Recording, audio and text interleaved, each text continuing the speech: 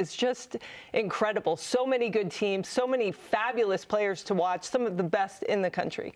I'm excited for the schedule changes. I mean, we have rivalry week, which is going to be so exciting. We're having all the rivals play on the same week, so you don't have to wonder, when is BYU playing Utah? When is Arizona State playing Arizona? It's going to be in between 3 days, and that's going to be great from a fan standpoint. And then we're also getting an in-season challenge where the players are going to get a chance to compete for a trophy, not even just the rings at the end of the season. And I think that's going to make all the world of a difference for competitiveness.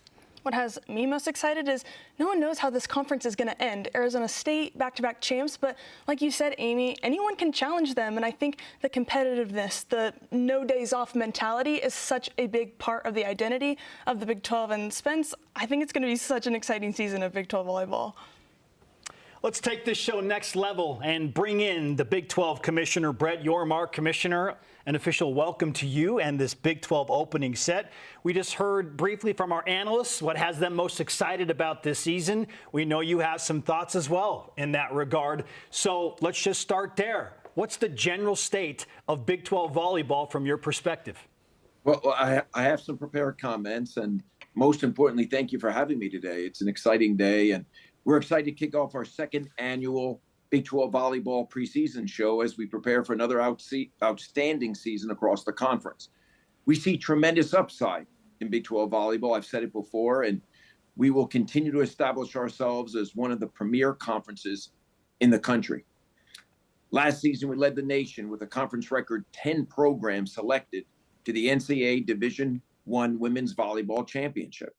This year, we have six teams ranked in the AVCA preseason poll, tied for the most in Big 12 history, and the second most among the Power Four, further underscoring the depth and the competitive spirit that exists in this conference. I'd also like to welcome two new coaches to our league this year, Rob Nielsen at BYU and Alyssa DeRico at Utah. Welcome. We're also excited to introduce Sophie Smith, a recent K-State graduate, as the Big 12's first volleyball ambassador. Together, we'll collaborate throughout the season to amplify the stories of our teams and, most importantly, our student athletes. We're seeing growing national interest in our programs, highlighted by expanded TV coverage. 5 matches will air on ESPN this season, up from 1 last year, providing unprecedented visibility for our student athletes and our institutions. We're also proud to have TCU represent the Big 12 in the inaugural Volleyball Players Era Tournament. Another great opportunity to showcase the strength of our conference on a truly national stage. In addition, we will debut several new opportunities to engage fans and highlight our programs throughout the year, something our conference has been working on for quite some time. We're launching a new in-season challenge involving all 15 programs, adding another level of competition during a critical stretch of conference play. We're also introducing Rivalry Week, highlighting some of the most compelling matchups in college volleyball. The season gets underway later this month with Arizona State in the 2026 AVCA First Serve, setting the stage for a landmark year for Big 12 volleyball. With elite competition from top to bottom, national championship aspirations across the conference, and exciting new initiatives, the future of Big 12 volleyball has never been brighter. I want to thank everyone that's involved in our volleyball program, and I look forward to a great season ahead. Our thanks to Big 12 Commissioner Brett Yormark for joining us, and not surprisingly, his comments, like his suits, very sharp and well put together. The Big 12 has also released its official preseason poll, so let's hop right into that. To nobody's surprise, Arizona State tops the list as back-to-back champs. They have 12 of 15 first-place votes going into 2026, followed by the interesting case of TCU, who got 3 first-place votes. Kansas, Baylor, and Colorado in the 3, 4, 5 spots, followed by Iowa State, BYU at 7, and Utah at 8. In the back half, UCF at 9, Arizona, Kansas State, and Cincinnati are 10 through 12, followed by West Virginia at 13, then Houston and Texas Tech rounds it out. Another question for all three of you as we think about Arizona State and their not surprising pick to win it all. Is there any problem or issue you take with how this thing lines out? Amy, again, we'll lead off with you.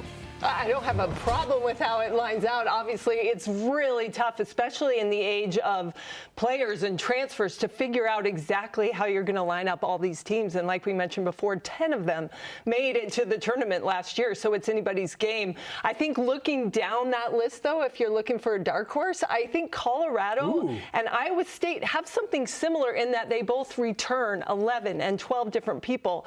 The big question is they both have to replace their setter, which is always very, very tough. But I think those two teams have the ability to maybe jump up a few spots there.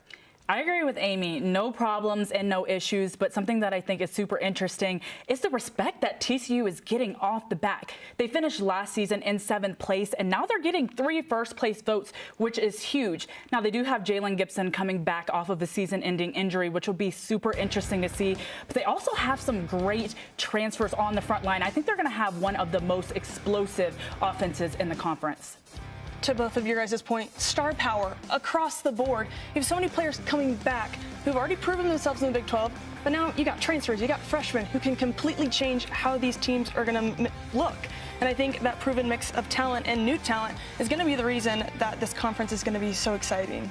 And with the transfer portal in play and talent across the board of all 15 teams, sometimes it feels like just a straight lottery. Like you just throw ping pong balls in a bowl and like, I don't know, let's see what happens. Right? This team all of a sudden is good. It's a fascinating state of collegiate athletics. But again, to your point, Sophie, the talent is elite. So let's go there with our preseason awards, led off by the preseason Big 12 Volleyball Player of the Year. Remember the name, Noemi Glover, Arizona State. Again, not a shocker that the best player on the best team leads out here. Sophie, what do you like about Noemi's game specifically at Arizona State? I think she's just such a leader, right? She has the ability to control the court and raise everyone up around her and make everyone else better. And I just think this team as a whole, with her being the star power, having so much offensive power, is just going to make them so much better this year, especially with last year's season. Just keep building, keep getting better, and she's going to be at the front of that. Alex, how do you defend her? Well, first, you've got to get some hands off of the block. You got to make sure you get right in front of her. You go up, you go big. You just got to get fingertips. They say in blocking, it's not about trying to press and get the block. It's about slowing that ball down, and that's what you've got to do with Glover, who gets up so high. She can swing over a lot of blocks. You just got to get something, some deflections, and let the defense line up behind you. So it's not about absolutely stopping her, but you got to slow her down, and that starts at the net. Okay, you can't stop her. You can only hope to contain her. Is that what it is, Amy? Is that fair? It is, and she is a player that has expanded in every aspect. So, you know, you have the top players, they go with, you know, their go-to shot. She's got them all. So you try to stop her in one area, and she's got 5 more that she can get you. And I think given the transfers coming in to Arizona State, it takes some pressure off Glover, and that rounded out offense means they are going to be very tough to stop. Young talent is also very prominent in the Big 12. Most notably with the Big 12 Volleyball Preseason Freshman of the Year, it is Taylor Stanley at Kansas. Rock chalk there. Member of the U.S. U19 national team. Amy, what do you see immediately when you look at the tape on Taylor Stanley? Well, I think what's really exciting, we talked about in an age of transfers, to have a true freshman have the ability to come in and possibly be a game changer there for Kansas. She is a very dynamic opposite hitter who can score in system, which hopefully most people can. But when you can score out of system, right, when that pass isn't there. Who can clean it up? Right, exactly. And you have a player like that, oh, wow, that is really a change for a team. It takes the pressure off the passing, the defense. You have so many more opportunities to score. And a true freshman to come in and make that kind of impact is pretty spectacular. Listen, you speak from a place of experience. You cleaned up a lot of messes, Amy. Okay, you made life on your teammates very easy, as did Alex. Okay, there's great value in that. What are you most excited to see from Taylor Stanley in Kansas? I'm excited to see her flexibility. Now, I think it's out of the norm these days that we see a right-handed opposite. So she also swings on the outside, which is going to allow for maybe some lineup changes that they'll be looking for as the season gets longer. She's long. She has a high attack point, but also her back row attacks. I don't think it's very often where you see a freshman come in who looks so poised in every single point on the court. We're talking from the right side, from the outside, and from the back row. That's going to make her a threat at a different level than what we normally see those other freshmen coming in at. It feels like these freshmen are more and more prepared than ever before. And maybe we just got to get used to it, Sophie. Right. I think the way that college athletics is going, no matter what sport it is, I think really focusing on this young talent and really getting them developed. And I think that's something we're going to see a lot under Matt Ulmer at Kansas with her fitting into his system and the way that she plays and her style type.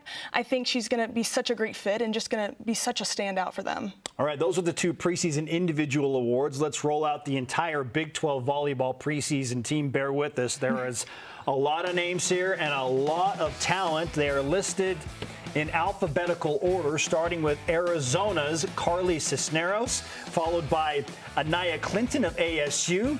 She joins the aforementioned Noemi Glover. Then there's Una Viagic, also at ASU, the Sun Devils, with 3 on the preseason team. Then Ksenia Rachmanchik from Baylor. Alex Bauer and Brielle Kemivor representing BYU, joined as well by Claire Little-Chambers. So BYU has their own big trio there on the preseason team.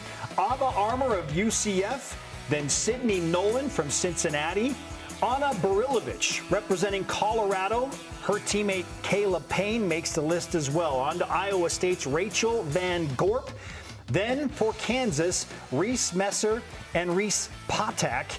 Jalen Gibson of TCU, joined by her teammates Evan Hendricks and Becca Kelly. Not surprisingly, we're seeing TCU, Arizona State, they have multiple players showing up on these lists. Then Cameron Gibaldo of Utah, a senior outside hitter. Once again, those players were listed in alphabetical order by their schools. This is not playing favorites. We're just trying to stay within the parameters here. How about this for a question? Okay, of all of the names there, who else could potentially compete with a player like Noemi Glover to be the player of the year? Amy, do you feel like? Oh, wow. You've got a few there, right? You've got some players that really kind of carry the load. Barilovic, one of my favorite players to watch out of Colorado, is just a player who makes the right shot every time. She just can really put the ball anywhere on the floor and has the ability to take the game, put him on her back and win. And then also when you look for, I think, Ava Armour, right, out of UCF, 6'6", just really physical player. She is a player that can challenge and score up to sometimes 25 kills in a match. So that's really impressive. Okay, Alex, who would you add to the potential of could-be player of the year? I'm looking at Rachel Van Gorp. I mean, when you're looking at 2025 AVCA Libero of the Year, Big 12 Libero of the Year, she is able to change the game. Now, they do say in volleyball, it's not very often that we see those Liberos getting Player of the Years, but if somebody can do it, it is her. She's able to hold it down defensively, and they say defense wins championships for a reason. She is a game changer, and when you're looking at someone who can neutralize someone like Glover, who better than a libero to stand down there and take the heat? All right, I'm being told that our first team is ready to go. The Iowa State Cyclones, who are picked to finish number 7, number 6, BYU number 7, but a Cyclones team we've talked about could potentially make some major noise. And we welcome in now the head coach, Christy Johnson-Lynch. Christy, welcome to the Big 12 opening set and leading us off here today. How are things in Ames, Iowa on the volleyball front? Things are good, real good. You know, we're in the middle of it. Loving this team. We're having a great time, working hard, and yeah, we're pretty healthy and feeling good. What has you most excited about this specific squad? I love the group. I mean, I think that's what we're all feeling. We're just a really special group and tremendous people, character, work ethic. I mean, all of that is there. And then I think talent, you know, I think we're a little deeper this year, at least we hope we will be, and healthy. And I think we're a little more physical than last year. So, you know, when you can pair those things together with just really good people who are working hard and talent, I mean, some good things can happen. Coach, you return a ton of players, right? Just 12 players coming back. And then, but also you really have to replace Megan Brandt, who was Big 12 Setter of the Year. Can you talk a little bit about, obviously, the setters in your gym and how they're building towards that and kind of what offense you're looking at this season? Good questions that I don't know the answers to yet, but, you know, Morgan was a great player, a great setter. Started for us for 4 years, so that's obviously hard to replace. But the people we have training in the setter position are awesome. You know, Ava Martin returns and got a lot of experience last year. She's a floor general type personality, and so I feel really good about her and her experience coming in. And then Ella Flores is a freshman who's learning and getting better every single day, and really dynamic player. So we may be in a 6-2, we may be in a 5-1, we may be in some sort of hybrid situation, and it may change throughout the season. But because we have really good depth and because both of our setters are really good, we'll continue to kind of explore that through preseason, and hopefully by conference we'll settle into something. Coach, you returned AVCA and Big 12 Libero of the Year in Rachel Van Gorp. How important will her role be this season as both a leader and a player on the court? You know, I think everybody knows this, but Rachel is special. You know, she's a special libero. She's elite in her play and mindset. You know, that combination is pretty amazing, and her teammates love to play with her. So she'll continue to be a huge part of what we do. We really try to design our serve receive patterns and our defense around her. You know, you can't do that with everybody, so that's fun to be able to do that. And this year we just want to keep giving her more. So maybe it's more court responsibility, more passing, more you know, defensive responsibility, but more leadership too. I think that's a big one. We want to hear her voice more. She already talks on the court quite a bit, so we want to hear her voice a little bit more off the court and let her kind of step even more into her leadership role. Coach, after making the NCAA tournament last year, how has that success elevated or even changed the expectations in your program? Well, you know, 2 years ago we had a rough season. Injuries were really devastating all year, and we were very competitive, just couldn't get the wins. And so we were pretty hungry, I think, coming off that season.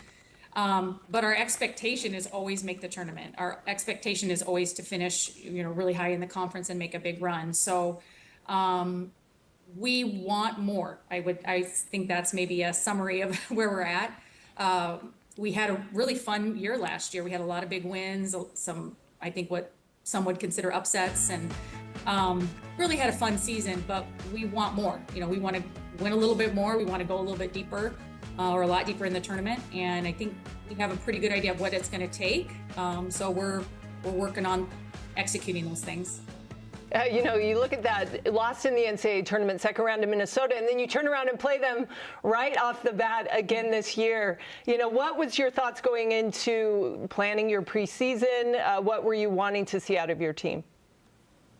Well, we have two pretty tough exhibitions against South Dakota State and Minnesota, and I think that'll be a good gauge of where we're at. And this preseason, we play a lot of good teams. You know, we just wanted to play a lot of NCAA tournament teams and really test our team and take some risk and see where we're at by the time we get to Big 12. And I think we achieved that in our preseason schedule.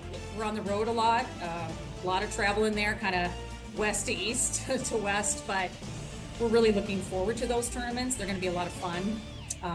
And we play Iowa at home. That's always a huge match. So I think it'll be a really tough preseason, but we're really, really looking forward to it. Coach, you had 0 transfers out from last year's roster. In college volleyball now, we know NIL is such a huge thing. The transfer portal is such a huge thing. But having 0 transfers out is so impressive. How did you do it? What culture is this program bringing? I think that's a great question for the 2 players that come up here in a second. You know, I think they would know better than me. But yeah, I think we've really tried hard over the last few years to establish, well, one, to bring in the type of people that fit Iowa State and that fit our values and are loyal.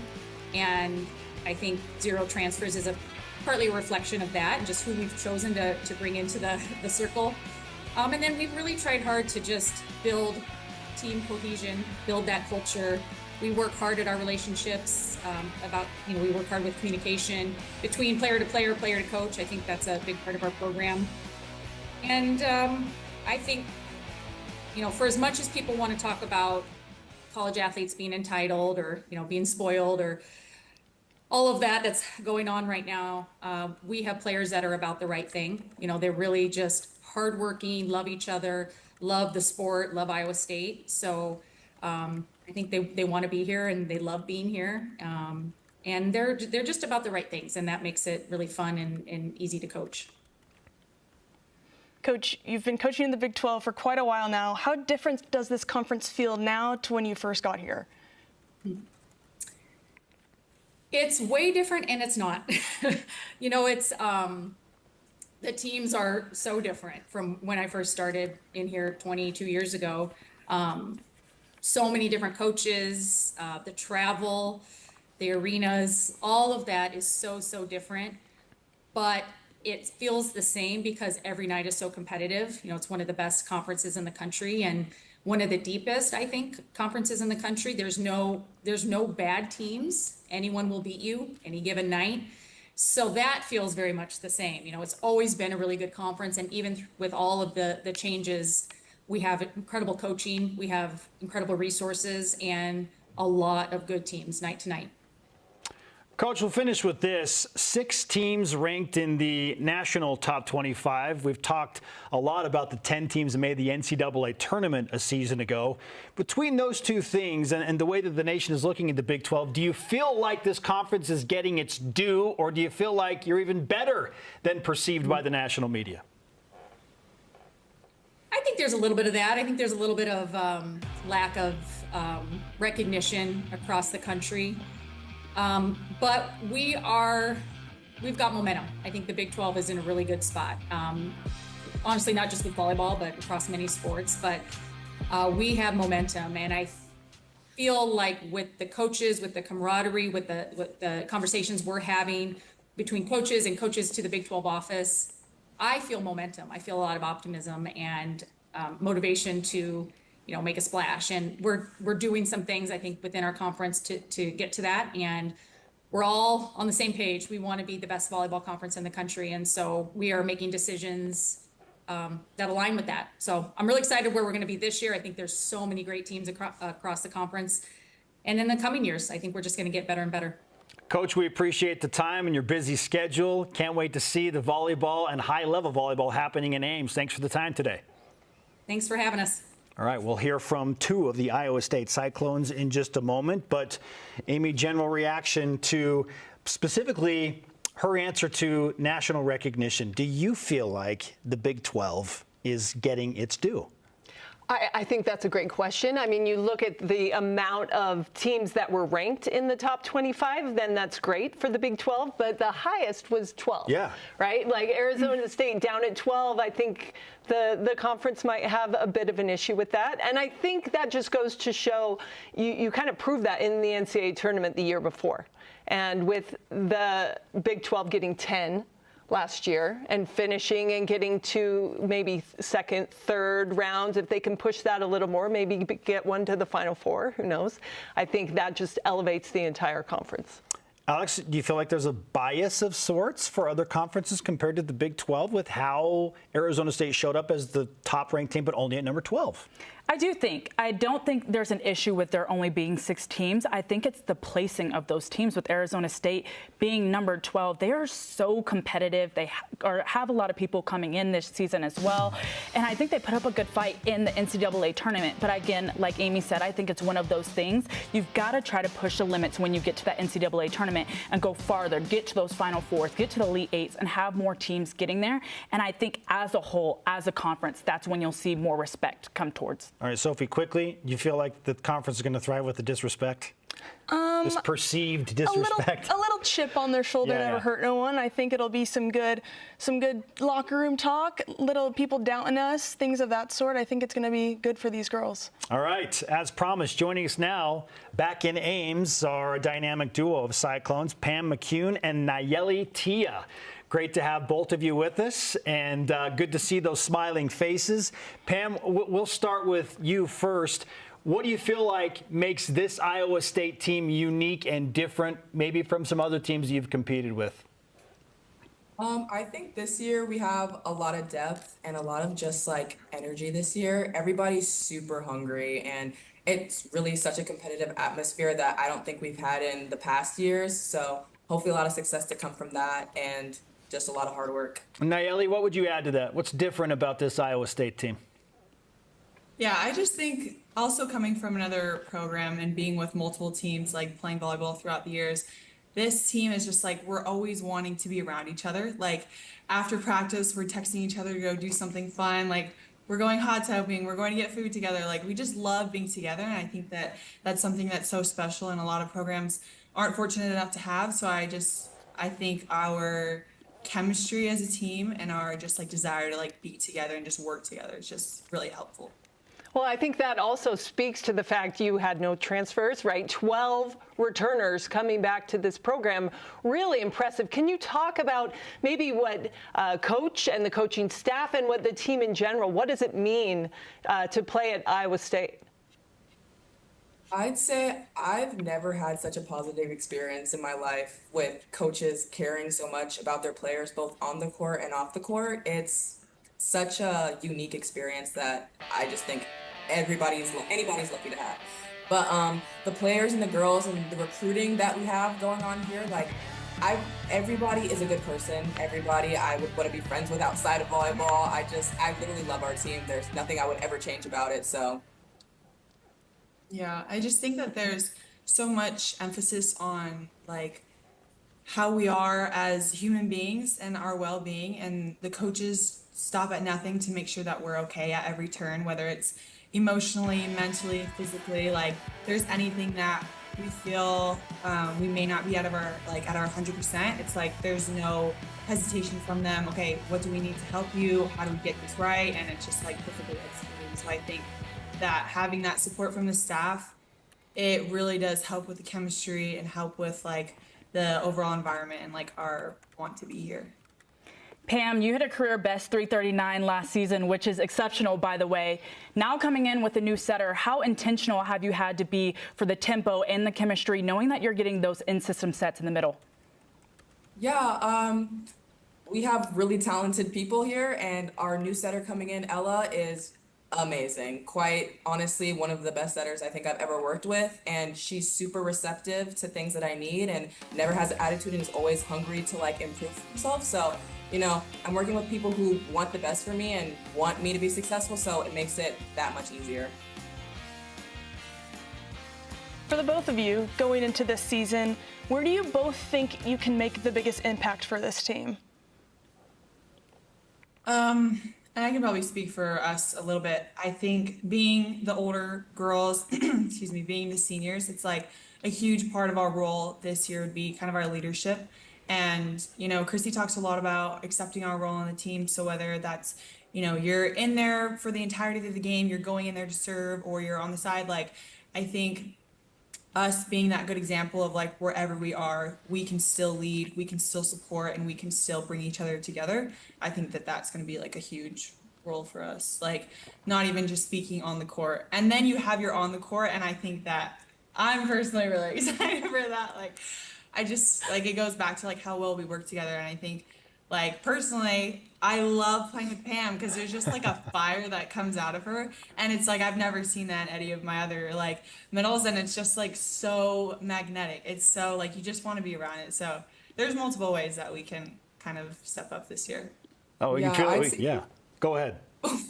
Sorry. I'd say for me, like, same thing, but just being like that source of energy for my teammates. I know there's a lot of new people here, and like confidence takes a while to instill into people, but being that source of confidence, maybe for some people who don't have it yet, is kind of my role that I feel like I could step into this year. Yeah, I was just going to add, we can feel the chemistry that you're talking about. Like, it's, you know, a lot of people say it, but then you can kind of tell who actually is living that, and it feels certainly like that for Iowa State volleyball. Now, this is not hyperbole, but more often than not, you're playing a tournament quality opponent in the Big 12 conference. The parity is off the charts, and the competitiveness. What's the key to navigating this conference when you are tested night in and night out and trying to break into that top tier so that you have a better seeding for the NCAA tournament? I think it's staying grounded in our foundation. Like, I think it's staying grounded in our work ethics, right? What we stand for in our own gym. We hold ourselves to this gold standard. Being able to remember our values, our whys as individuals, and kind of bring that together as a team. I think that's so important when you're playing all different types of levels and like different types of teams that, like you said, are tournament worthy. It's like, at the end of the day, you do have to really reel in and focus on what are your strengths and how can you kind of push through and not so much let the outside noise get in. So I think really being intentional in what we do in our own gym will carry us far. Well, and I think looking ahead to this season, you guys had an incredible season last year and just kind of carrying that momentum through. Looking ahead at the teams, is there anyone in particular you're looking forward to or you feel like is an exciting match that you're dying to play? You want to get back at Minnesota? I mean, that'll definitely be really fun just because, like you said, it's like you always want to go as far as you can in the tournament and win. And I think we'll get like another chance to play against them, which will be awesome. I personally am really looking forward to the Iowa match. I know that's not really a conference, but I just know like I'm not from Iowa, so coming out here and being at school, like you can just feel the rivalry is so strong. So I'm just really excited to be a part of that and like see how that is with the crowd and then the team. It'll be fun. You finished third in the Big 12 last season after being picked 9th in the preseason polls. Do you feel like the expectations have kind of changed for the team in between last season and now the start of this season? I would say, I don't know if expectations have changed. I just feel like we've gotten a lot further. Our expectation is always to go as far as we can and to hopefully win. So that's the expectation again this year, and hopefully we get closer to that and actually do it this year. All right, we thank both of you for joining us and leading us off in the Big 12 opening set, the great Pam McCune and Nayeli Tia. We wish you the best of luck in Ames and in your Big 12 slate this season. Thanks for the time. Thank you. I mean what I say. Like, you can, everybody says the right things, right? But that's a team, and you pointed out, Amy, 12 returners. Like, in a day and age where it's just, frankly, it feels like there are mercenaries out there. Where can I go and where can I get the most money and the most opportunity? Like, this is Iowa State's superpower, retaining their core led by those two. So maybe 6 feels a little low in the preseason ball. I don't know. Like, because it is so competitive. Is 6 too low for that team? I think that's a good question, and I think what you're looking at is the setting situation, right? If they can get a setter in there who can really take over and run that offense that's already running well, and I think we talked about, we're going to say Van Gorp's name over and over and over. She is a dynamic athlete. So she, as a libero, can keep that team in system, can get the ball up to the net, provide so many more opportunities for this squad. And so that allows them, I think, especially at the beginning half of maybe conference, to surprise some teams because they're already a well-oiled machine at this point. Alex, are they Sweet 16 good?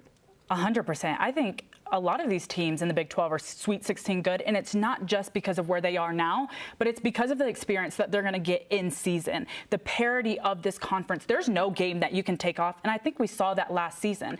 Like I said, they were predicted to be 9th, and they ended up 3rd. They got AVCA Libero of the Year. Now, again, to piggyback on what you said, The setter is the quarterback of the team. That's usually the captain, the leader, because they're in every single play. So the setter is going to be the question mark. But if they can get that thing going early in the preseason and at the beginning of the in-conference games, oh my gosh, they're going to be a scary sight to see. All right, we are rolling, and now into team number 2. Let's get to the Cincinnati Bearcats. Boy, you talk about lightning and thunder together. Hammer. I mean, a big-time, beautiful swing. Oh, baby. Gorgeous touch. Beautiful swing.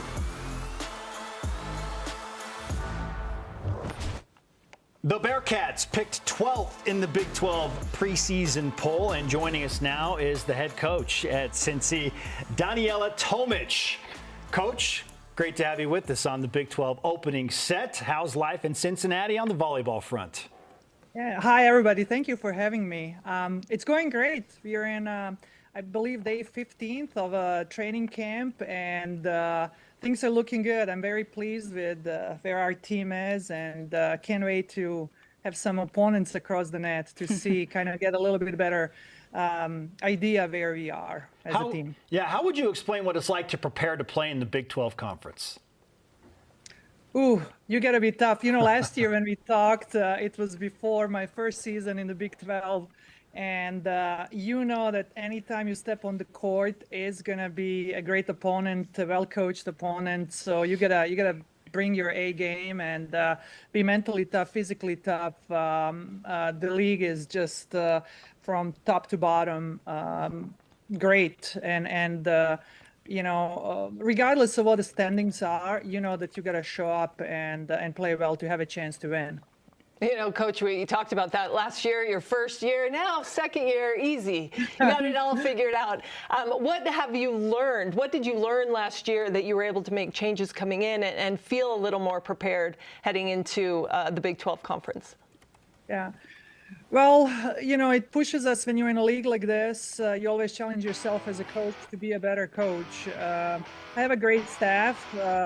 But it's also, you know, if you ask any coach, recruiting is a bloodline of our job. So we needed to make sure that our recruiting class this year is going to be better than what we had last year. And that's our goal every season. And I am happy with the strides that we made in that area. But more importantly, also our returners who are coming back.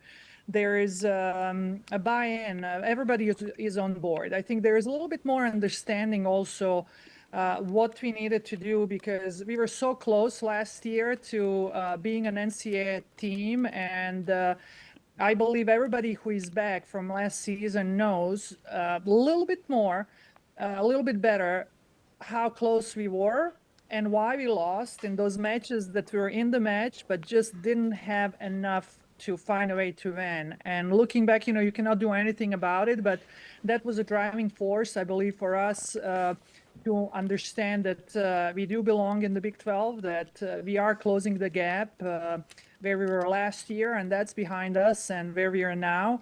And every day we show up in the gym, we are closing the gap. Ultimately, we want to compete for the Big 12 championships. And I know that's an ambitious goal, but that's why we do what we do. Coach, I want to talk about that recruiting class a little bit. You have 9 new players, 3 transfers, 6 freshmen. What was highest on your priority list when looking for these new student athletes to come join the team?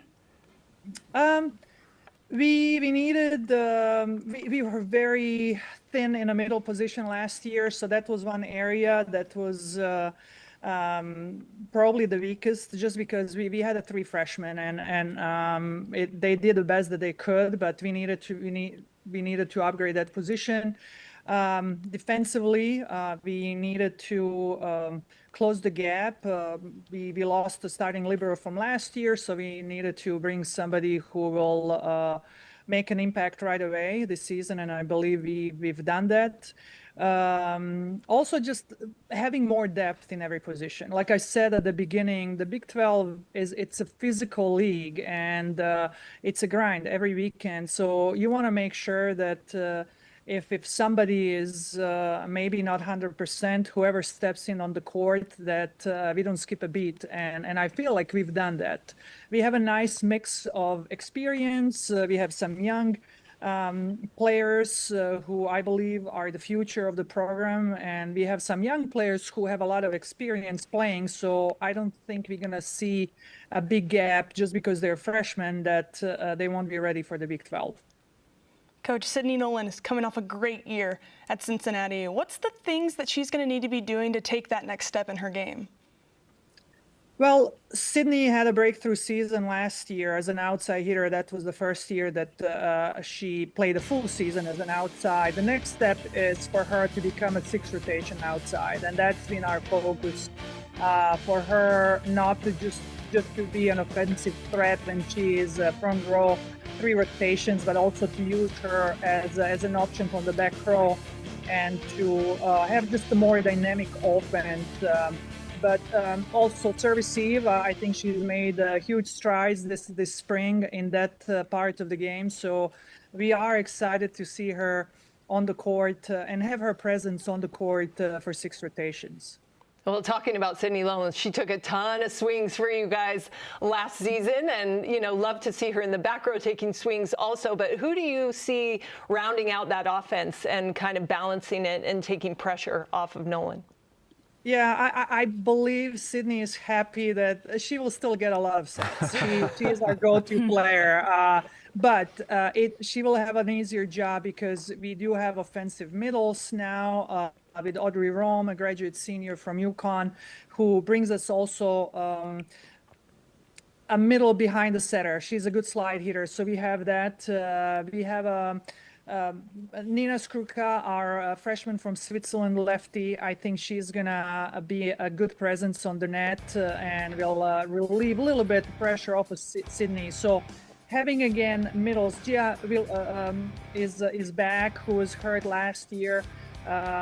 She's recovered great. So how dynamic she is, she's bringing another dimension to our team. So offensively, I believe we are not going to be a one-dimensional team. I mean, what Sydney did last season pretty much carried the team offensively by herself. It's really impressive, and I believe the personnel that we have, teammates that we added, and those who came will help her be even better. Coach, if we're sitting here at the end of the season and you're extremely happy with year 2, what do you think needs to happen?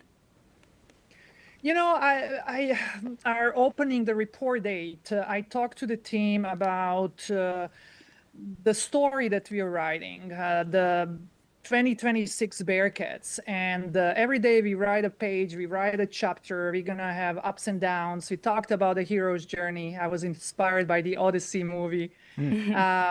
I just want us to come at the end of the season, when we turn the final page, because the end is going to come, that we are proud of the story. And I told him, I said, I'm not going to ever guarantee we're going to win the championship, what our record is going to be. I don't know that.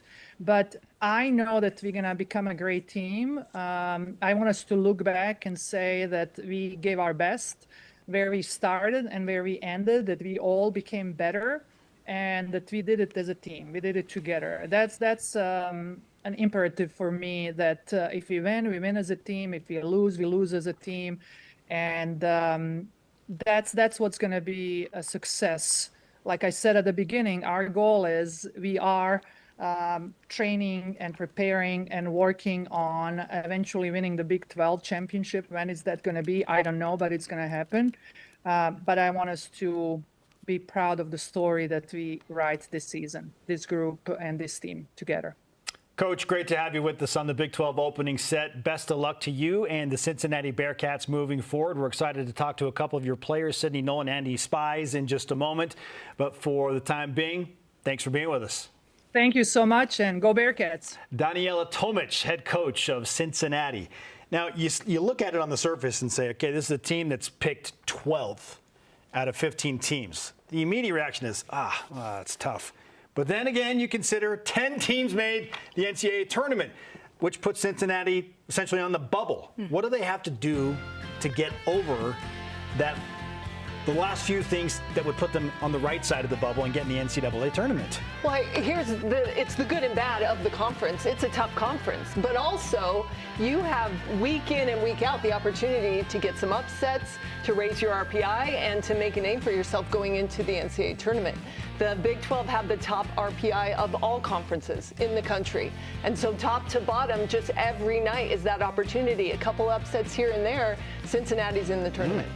Alex and Sophie, what do you feel like schematically and execution-wise this team needs to do to pull off a few more of those big wins and upsets? I think they're in the right place because the first thing that they're addressing is the holes from last season, and that was the middle. They're trying to bring in people where they feel like can hold that down defensively. Now, some teams have different schemes as what role you want your middle to play, but we know here in the Big 12, they are huge on offense. There are some huge hitters in the Big 12, and you need someone who's going to be able to close that block, who's going to be able to use their eyes, look at the setter, read the ball, make those defensive positions out to the pins. So I think that they've already started doing a great job of realizing, hey, this is where we didn't meet the mark last season. We're going to close that gap and then change everything else around it to try to just raise a couple of different positions, because we know that, like you said, 10 went to the NCAA tournaments last season. All right, Sophie, quickly before we bring in the players, what else would you add to that, like the key for the Bearcats? I think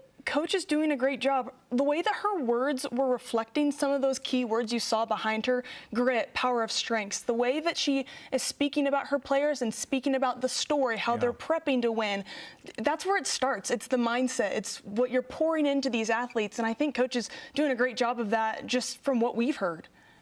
We hear the word culture often, and we're going to talk about it right now, at least at Cincinnati, with Sydney Nolan and Andy Spies as they join us on the Big 12 opening set. Let's just get right to that. Welcome in, and how would you explain the culture that is being established by Coach Tomich right now at Cincinnati? Yeah, our culture, we're very gritty. We also have 7 values that we go by.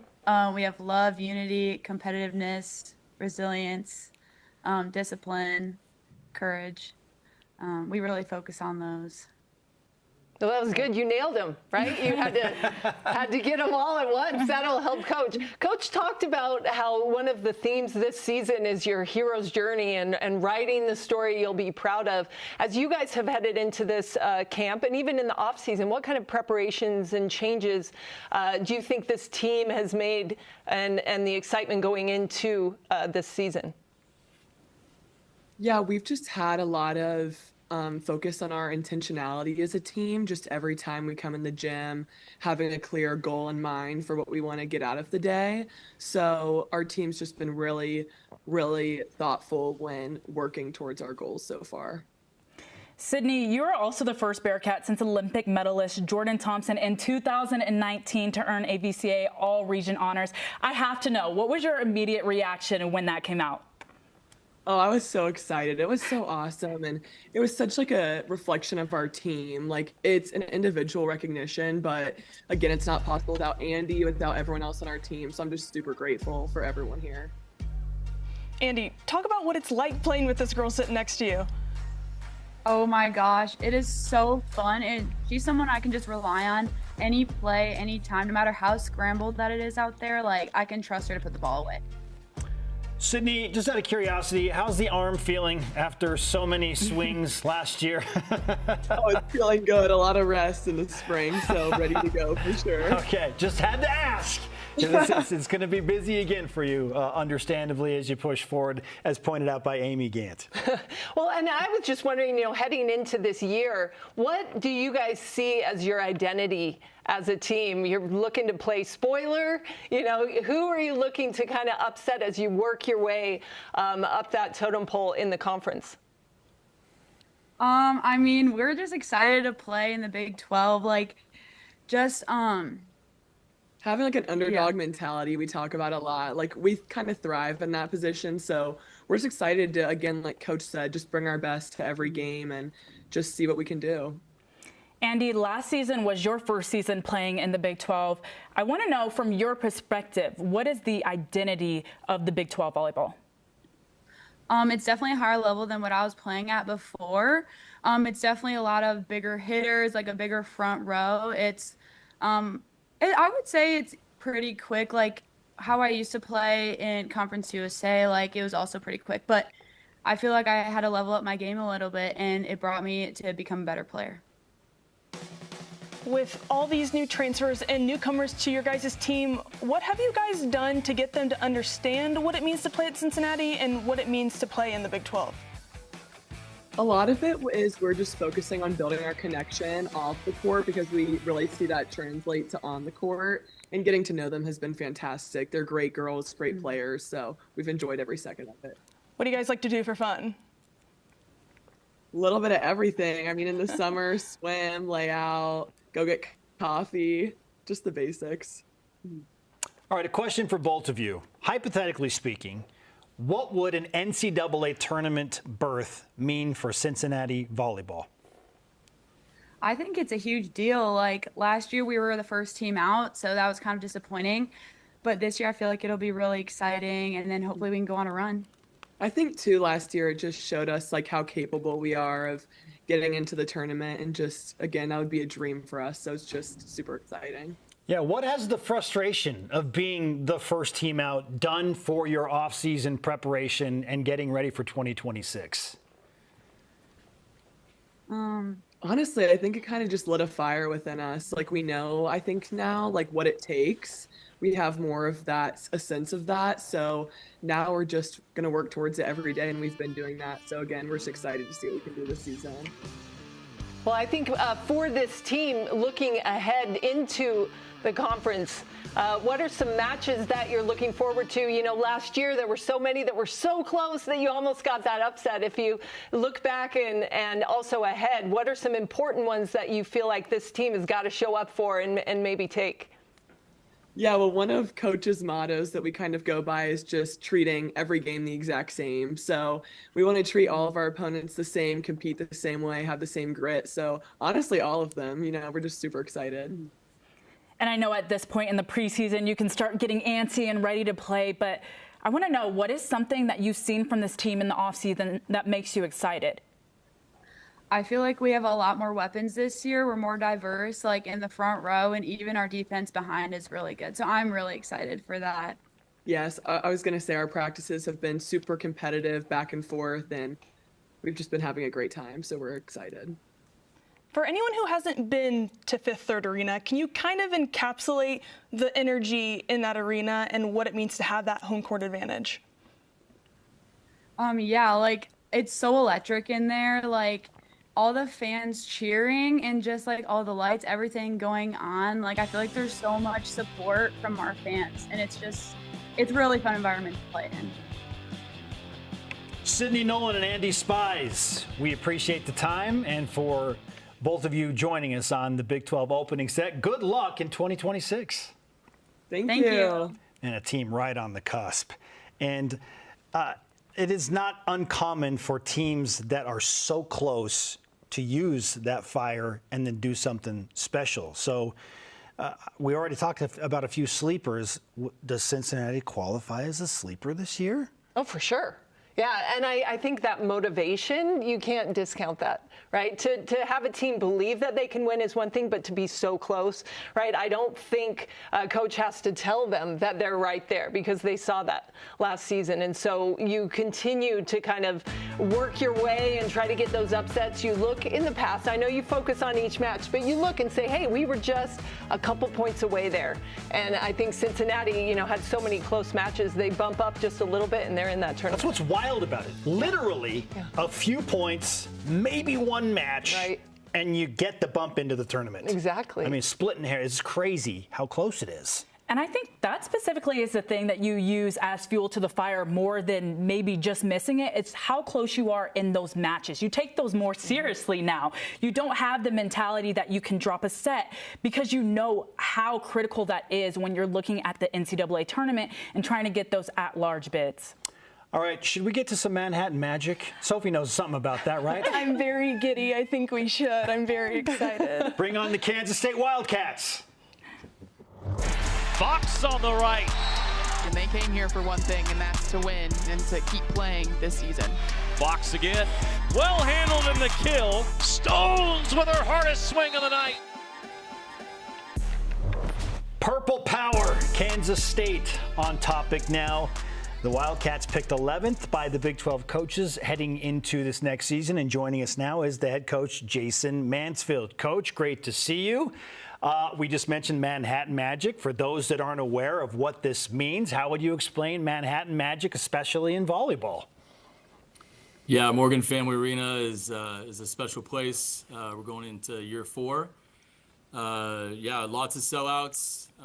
It's electric in there. Just obviously a ton of great matches within the Big 12. And so our fans have kind of grown the last couple years in believing in this team and this program. And it's such a special place to play volleyball. What's the biggest lesson you feel like you've learned in the first 3 seasons being the head coach at Kansas State? Yeah, just I think just take every day as a blessing and trying to get better every day, starting with myself and just trying to be a better learner, a better teacher every day, and try to help these kids grow as volleyball players and as people. So I think that the individual attention we're trying to give to them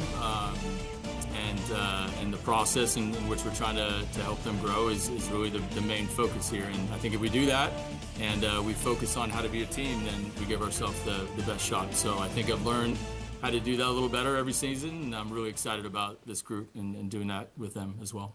Well, talking about this group, last season you guys put together a nice run there in the middle that got you back to the NCAA tournament.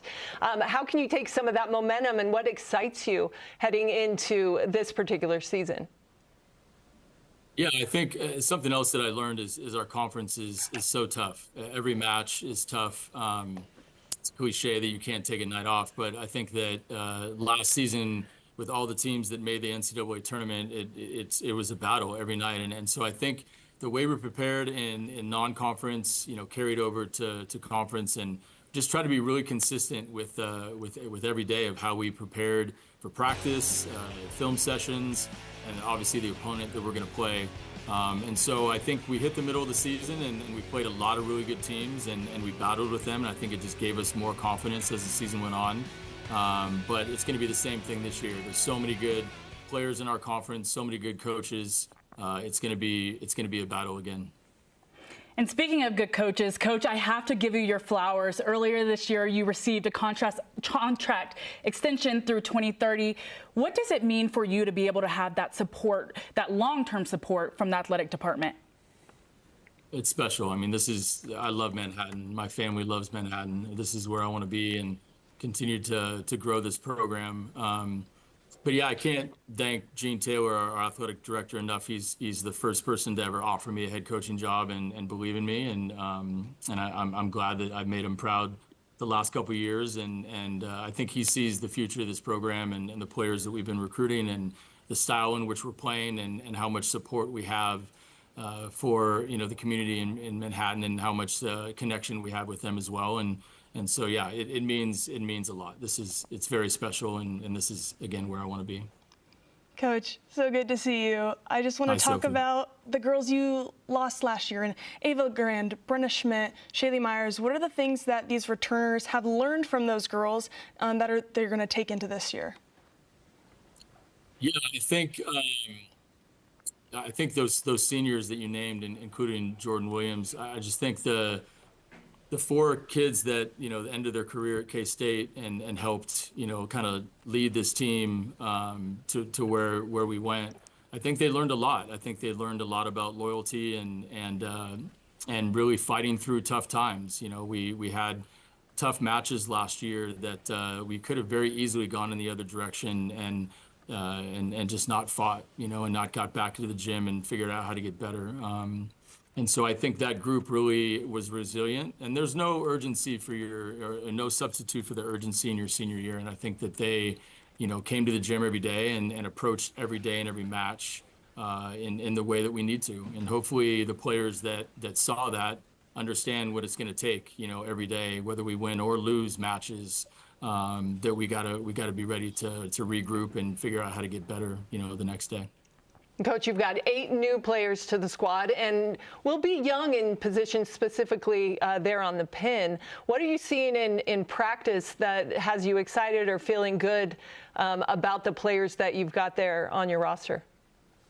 Well, it's nice to have Reagan Fox back. You know, she had a lot of experience last year for us. And then a lot of the pins were here in the spring, and they joined us in January, and we got a chance to get better, you know, with them and have them understand the speed of the game, the style in which we want to play, the tempo we're going to run it, and the choices that they have to make. But they're a physical group, you know, a lot of balance offensively from the 6 of them. And yeah, I'm excited. You know, I'm excited for people to kind of see some of the younger players that we've recruited, and they're finally here, you know, 2 or 3 years later. But they've been working really hard, and we have a really, really good outside opposite pin group. After making that NCAA tournament the first time since 2021, how has the expectation for this team changed? I don't know. We don't talk about that at all. We're just trying to be the best team that we can be, and again, trying to make, you know, every player better. But yeah, I mean, the expectations when we're talking to these kids and recruiting is we're trying to be elite. We're trying to be an elite program. Making the tournament is incredibly special. Winning a match in the tournament is incredibly difficult. But yeah, we want to make deep runs in the tournament. You know, we want to, you know, fight for Big 12 championships. And so we just, the best thing that we can do is have, you know, high, lofty goals, but go to work every day and figure out how we're going to reach those goals and be consistent with our preparation and our growth. You added a Wichita girl and Camden Stuckey to your group. How has the competition been in the setter room, and also what kind of message does that send to other Kansas girls who want to play for their state college?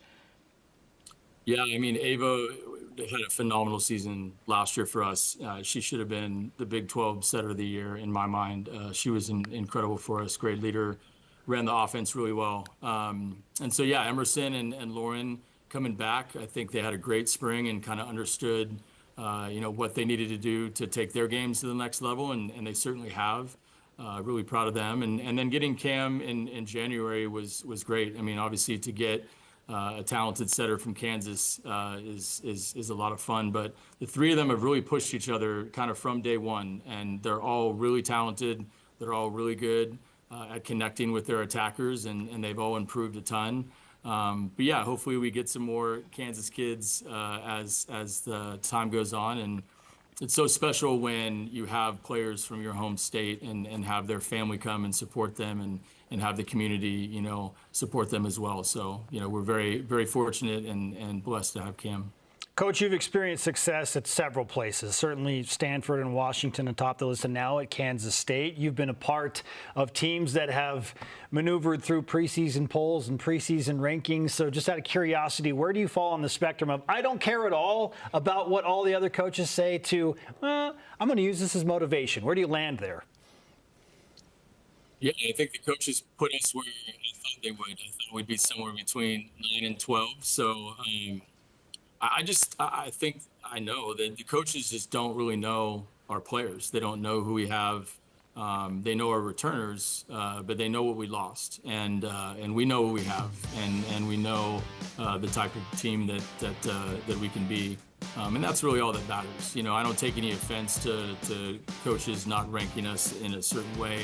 I have a lot of respect for the coaches and the programs that are in this conference. But yeah, I think the motivation hopefully just comes from wanting to win, you know, every single point, every single match that we play against, no matter who we're playing against. But no, it's pretty much where I expected us to be. Well, and probably tough for you at having to vote on all these teams, the parity in the league. For sure. So yeah. Difficult and can make a jump at any point.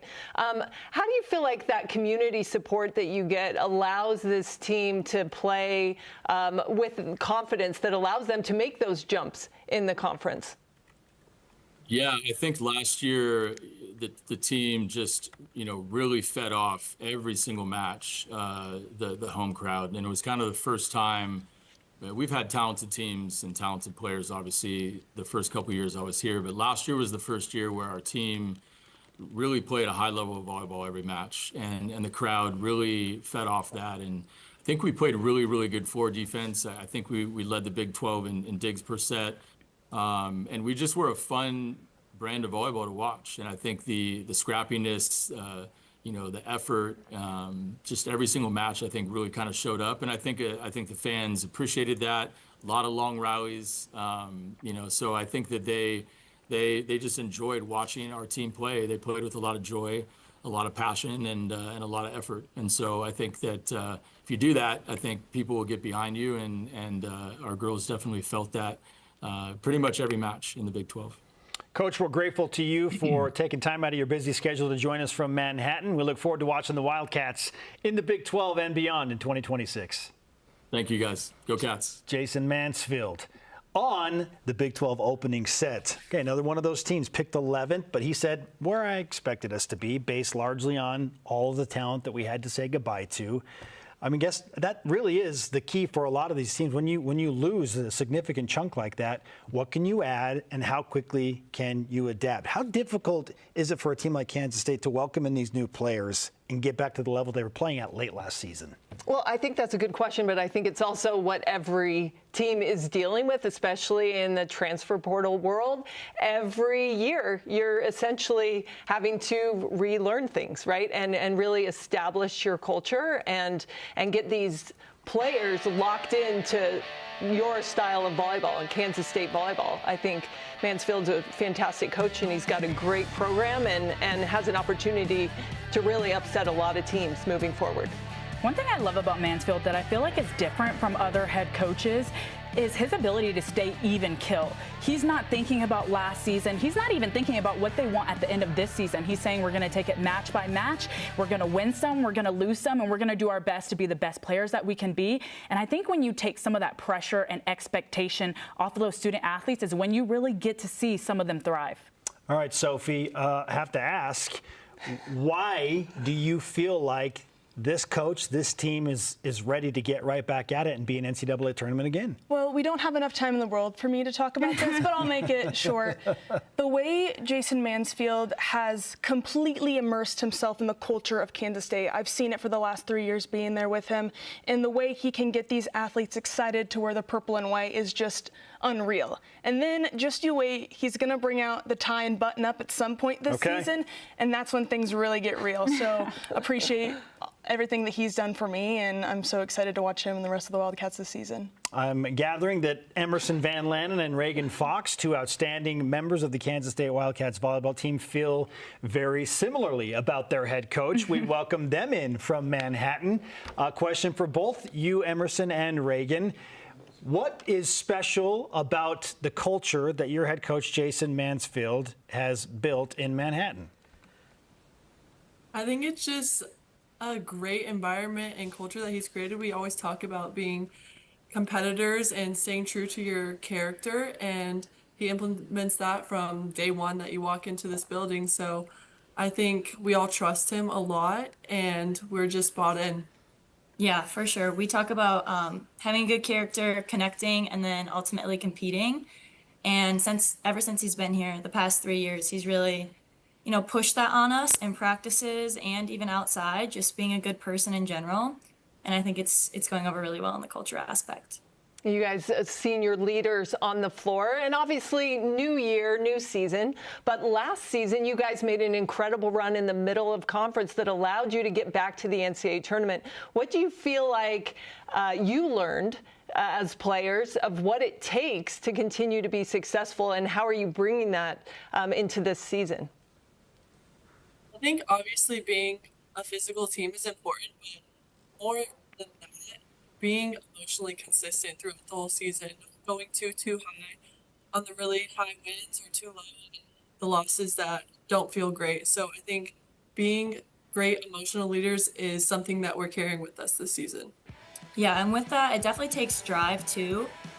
And we talk a lot about our mentality, and we've been working a lot with our sports psychologist, Annie Weiss, especially this fall camp. I mean, we're going into day 9, and we've almost seen her every single day just working on how we can get our minds right for those tough games, those tough seasons, and just when it gets hard, what can we do to get out of it and just keep that drive.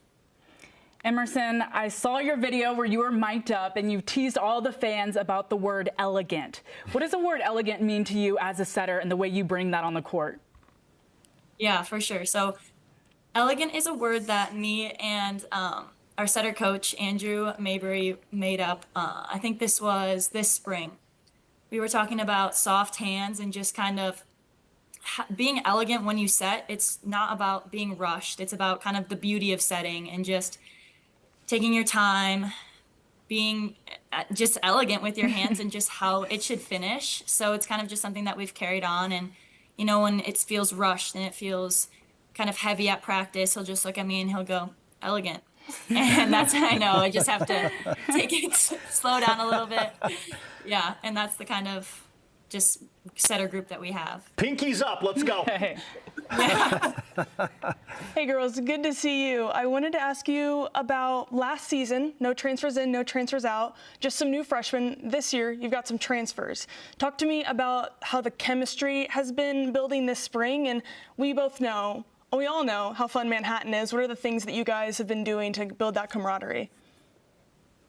We're deep in fall camp right now, so we're pretty much at Morgan Family Arena from 8 to 8, and which is also a blessing because we have a beautiful arena that we get to play in, and it's a home court advantage every time. But with those girls coming in just to this fall, they've just came in perfectly. It's like the missing puzzle pieces from the spring, and they're just super fun to compete with, and it just makes me really excited for this upcoming season. It's every year when you have people leave or people go or people come back, it's still going to be a different team regardless of, like, it's just new vibes, new energies, and this is a really good one, and we're excited for people to see it. Yeah, this spring we actually worked really hard on our team bonding, and we did lots of stuff outside of volleyball, but right now, like Reagan said, we're in the thick of fall camp, and right now, like, a lot of the team bonding that we're doing is over food and over meals.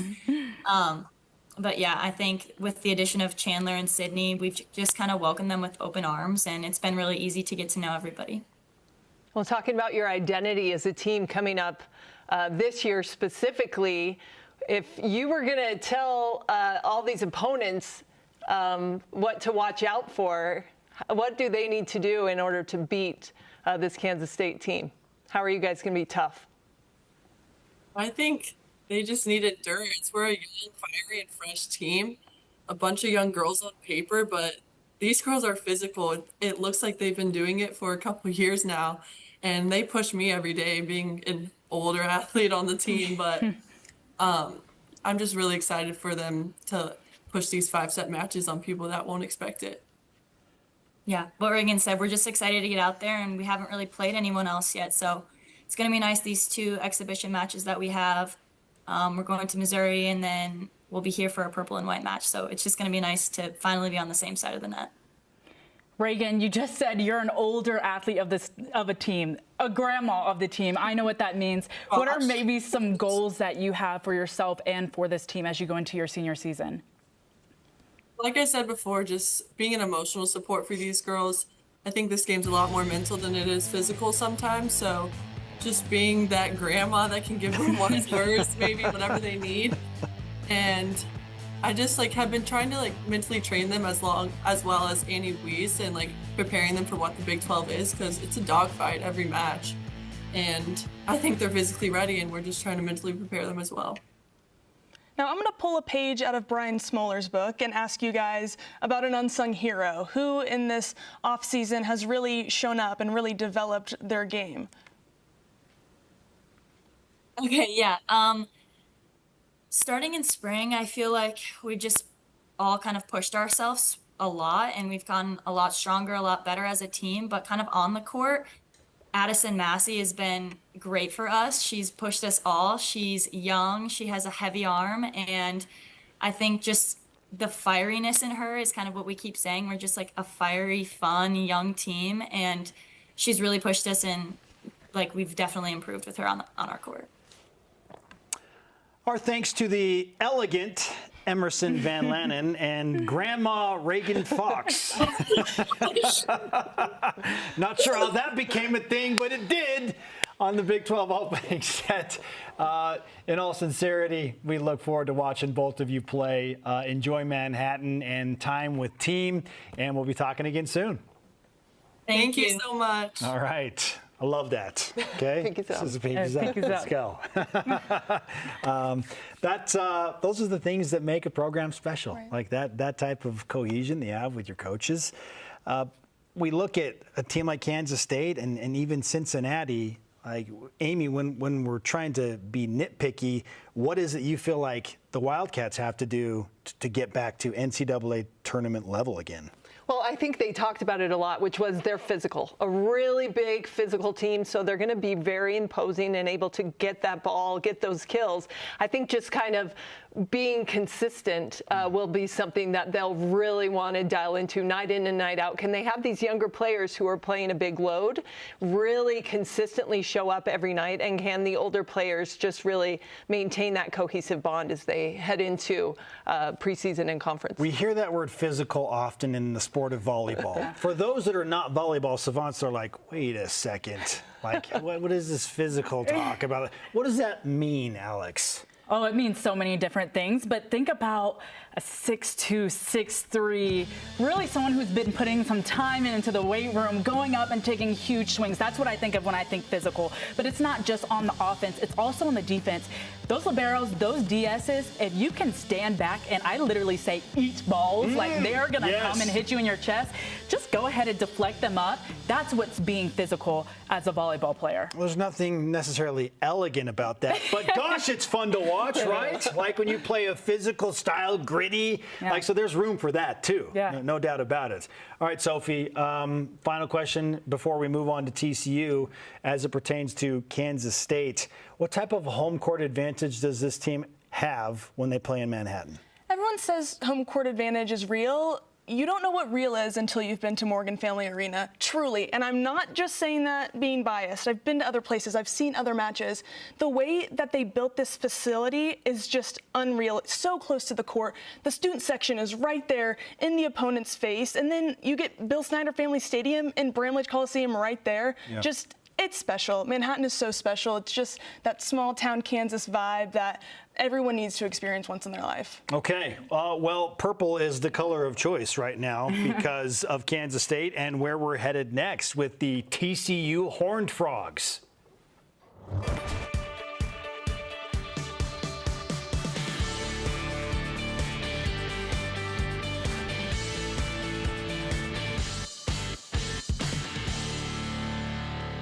TCU picked to finish second. They get 3 first-place votes, and this after finishing 7th in the Big 12 just a season ago. Joining us now is the head coach, Jason Williams. Coach, great to see you. We can't wait for volleyball, obviously. We're feeling the juice about an exciting Big 12 season forthcoming. How are you feeling about the prospect of your team being given the tip of the cap and some nice respect as a team that's picked to finish second? Yeah, I mean, we're feeling great, just kind of rolling into practices. But, yeah, just fortunate the coaches think we have that potential this year. Well, I think, Coach, no one likes to go through years of adversity, but 2025 just seemed to hit you guys over and over. How, looking back, can you move forward, and do you feel like that's strengthened you as a team, especially having Gibson back and hopefully everyone healthy back in the gym? Yeah, last year, I mean, we still had a great year, some great wins, but yeah, losing Jalen early just made us have to figure some things out, and we had some good runs, and then we had some bad runs in conference, and this year we bring back so many pieces, and then getting Jalen back with some of the transfers, I think it's just a really good roster, and I'm excited to get rolling with them. Coach, you have an absolutely loaded non-conference schedule with teams like Texas, SMU, Louisville, Purdue. What was the strategy behind building such a challenging schedule? Yeah, I think honestly, like copying a little bit of what Kentucky has done over the last few years is just, get the big matches early. When you play other good teams early, like it's really a flip of the coin. Like anybody can win in these first couple of weeks, but then just getting us prepared better this year to win conference, and then try to roll through conference. And we're fortunate enough we win, and then we're really prepared for postseason. Coach, talk to me about the identity of TCU. If someone had no idea what this program was about, what would you tell them? I think a word that we use a lot is just joy. You know, there's just a lot of joy in our gym, and I have a lot of joy when we're playing at a high level, and I think they have a lot of joy just loving on each other, and that's really kind of a big theme. It's just, like I said, I can't say enough that the roster is just really, really great, and we're just really looking forward to this year. Coach, there's an incredible support and momentum for women's athletics at TCU. When you look at soccer preseason number 6 ranking, obviously what Mark Campbell did with the women's basketball team over the past few years, and what you're doing with the women's volleyball program. What's happening from an investment standpoint with TCU women's athletics that is taking you to another level overall? Well, I think those who've been to Fort Worth and have been on campus, you know, it's a great little pocket. Campus is awesome. Fort Worth is awesome. You know, football has been great, you know, really off and on for the last 10 to 15 years. And there's just no reason that our other sports are not rising to the top of the Big 12. So I think administration knows that. I think they're bringing in the right people, and we're just getting some good recruits that are turning into All-Americans. Coach, volleyball in the Big 12 Conference just continues to improve as well. And as you try to structure your team and the players that you're bringing in, what does it take to win in this conference, and how do you build a team that can do that? What's important? It's a great question. It's really hard to win in the conference. I think all the big conferences would probably say that. You know, most people would say the consistency. For me, I want to score. And so we put a roster together of people who know how to score. And we feel like it's a race to 25, and we want to be the one scoring all the points and be the aggressor. We don't want the other team to score points for us. So we just want to play our way, and we kind of call it one way. And if we do that, we think we have a good shot of winning matches. Coach, I want to talk about those people who you say know how to score. You brought in some major transfers from major programs like BYU and Wisconsin. What do those players add to this team? Yeah, beyond the ability to play at a high level, it's just experience. You know, we all have rosters normally in the past where you're bringing in freshmen, and maybe you have sophomores that didn't play a lot or at all their first year. So now you've got 2 years of class years of your roster that is just what I would say is untrained. But bringing in some of these experienced transfers, we have, you know, almost a full roster of just trained players, and it just makes the gym fun. Like I said, we have a lot of joy in the gym, and we can really get after it and not feel like we're just, you know, starting from scratch. Coach, I want to talk about that joy. When you're going through the ups and downs of a long season, how do you keep that joy in your gym and surrounding these girls? Win a lot of games. Simple answer. But yeah, it's difficult. I mean, I think that's part of the secret sauce for head coaches that have success, is being able to just maintain just a high culture, a positive culture. You know, the better players you have on your roster, the higher expectation of playing time there is. So you have to work through that. But if you just really work on, you know, having your players lift each other up rather than focusing on themselves, and you get full buy-in on that, we tend to be in good shape. That's probably the realest answer we've had all day of how to maintain joy, to just straight win. It's very real and very true. Coach, the Big 12 did a lot of winning last year. 10 teams in the NCAA tournament. You enter the season with 6 in the national top 25, but the highest ranked team is Arizona State at number 12. Just from a general standpoint, do you feel like the Big 12 is getting the national respect it deserves as a conference in volleyball? I think in a different way. I agree with you. You know, once Texas left the conference, we kind of lost our perennial top 4 program. And so the rest of us are just kind of playing catch up. We're trying to figure out how to close that gap. But I think everybody recognizes that we have the depth, so like we just have so many good teams in conference that there's not as much parity.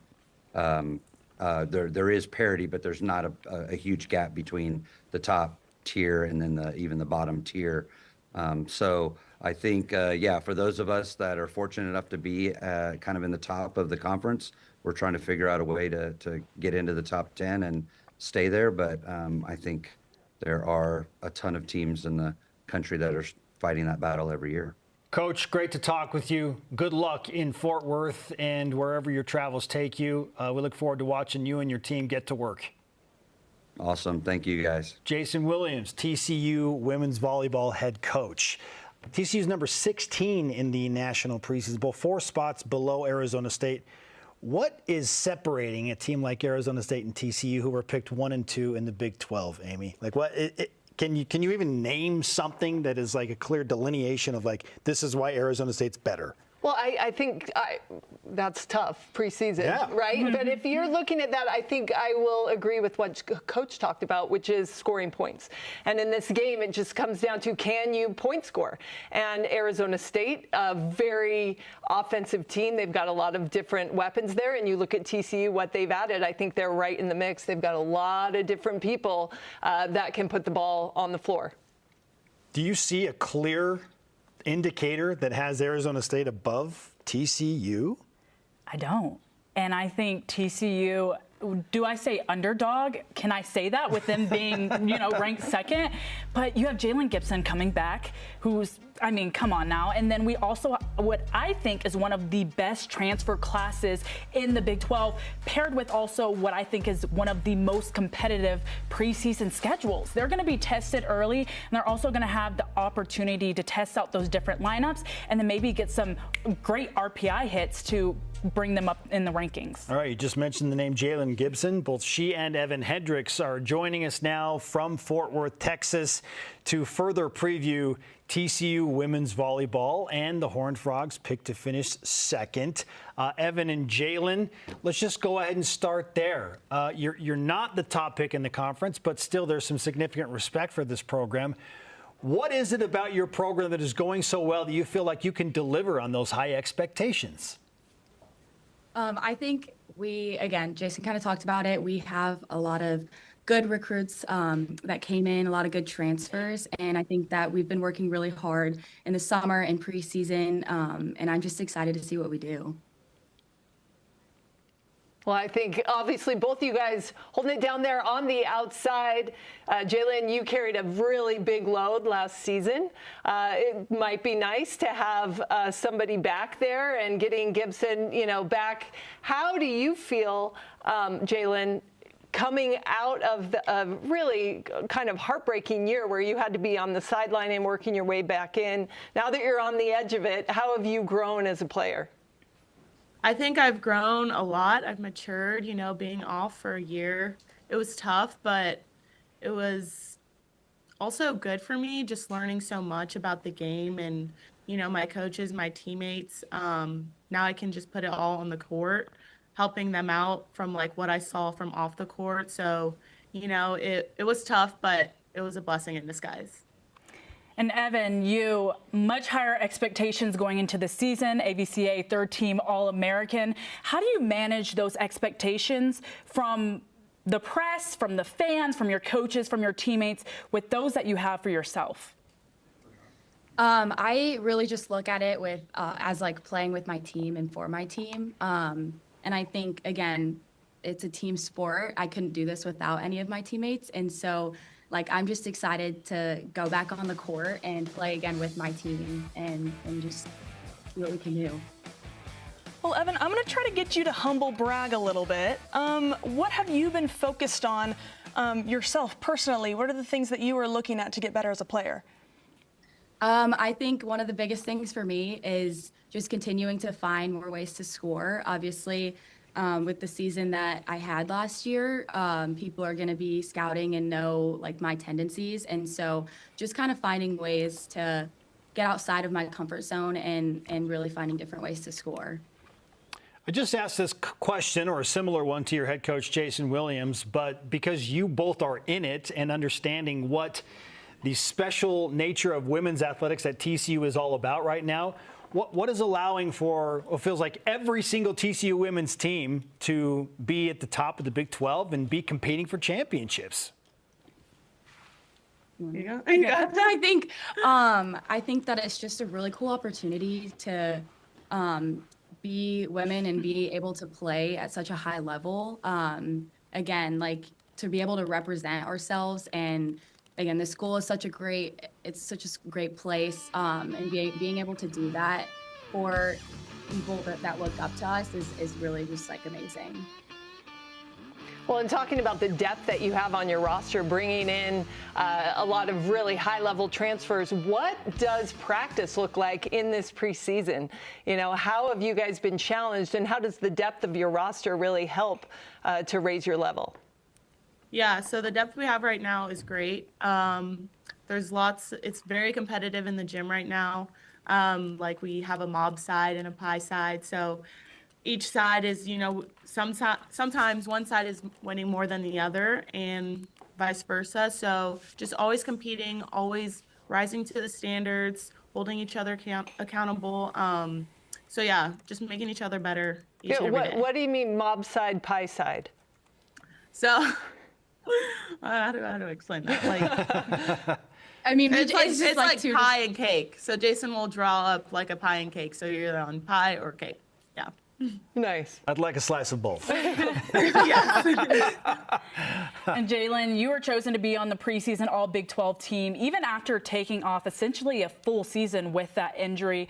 What does it mean for you to get the respect, and what does that mean for your confidence, even after people haven't seen you play for a minute?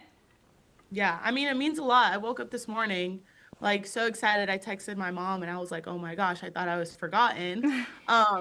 But yeah, it means a lot to me. Just honestly helps my confidence a lot. You know, being out for a year was tough, but you know, I've done so much to get back to where I am or even better. So I have a lot of confidence going into the season.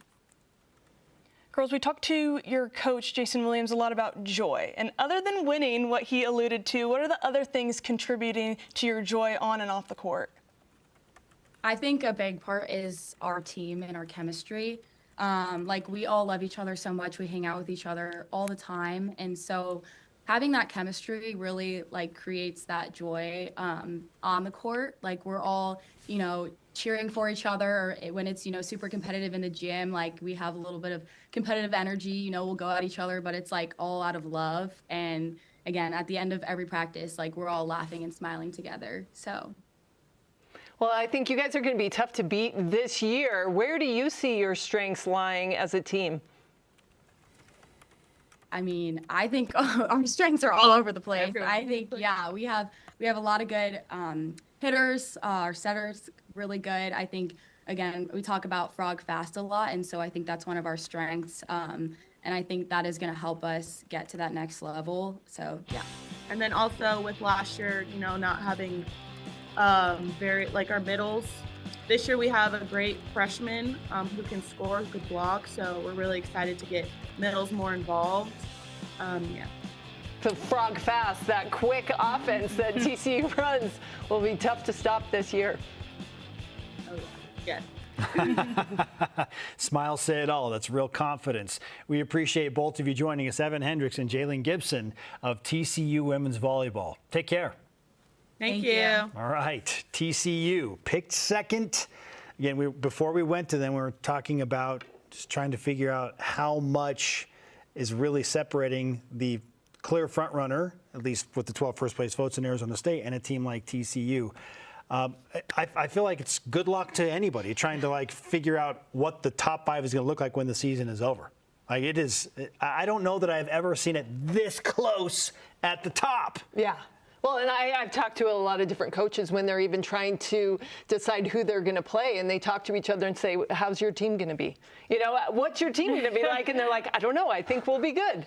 So I think all of these teams going into this, they know that every night it's going to be a battle. But I think if you ask all of them, they aren't, you know, confident in the definite top 5 because everyone has a chance to be in there. How's this for a question? Okay, Arizona State 12, Kansas 15, TCU 18, Baylor number 21, Colorado number 23, and BYU number 24. Those are the top 25 teams.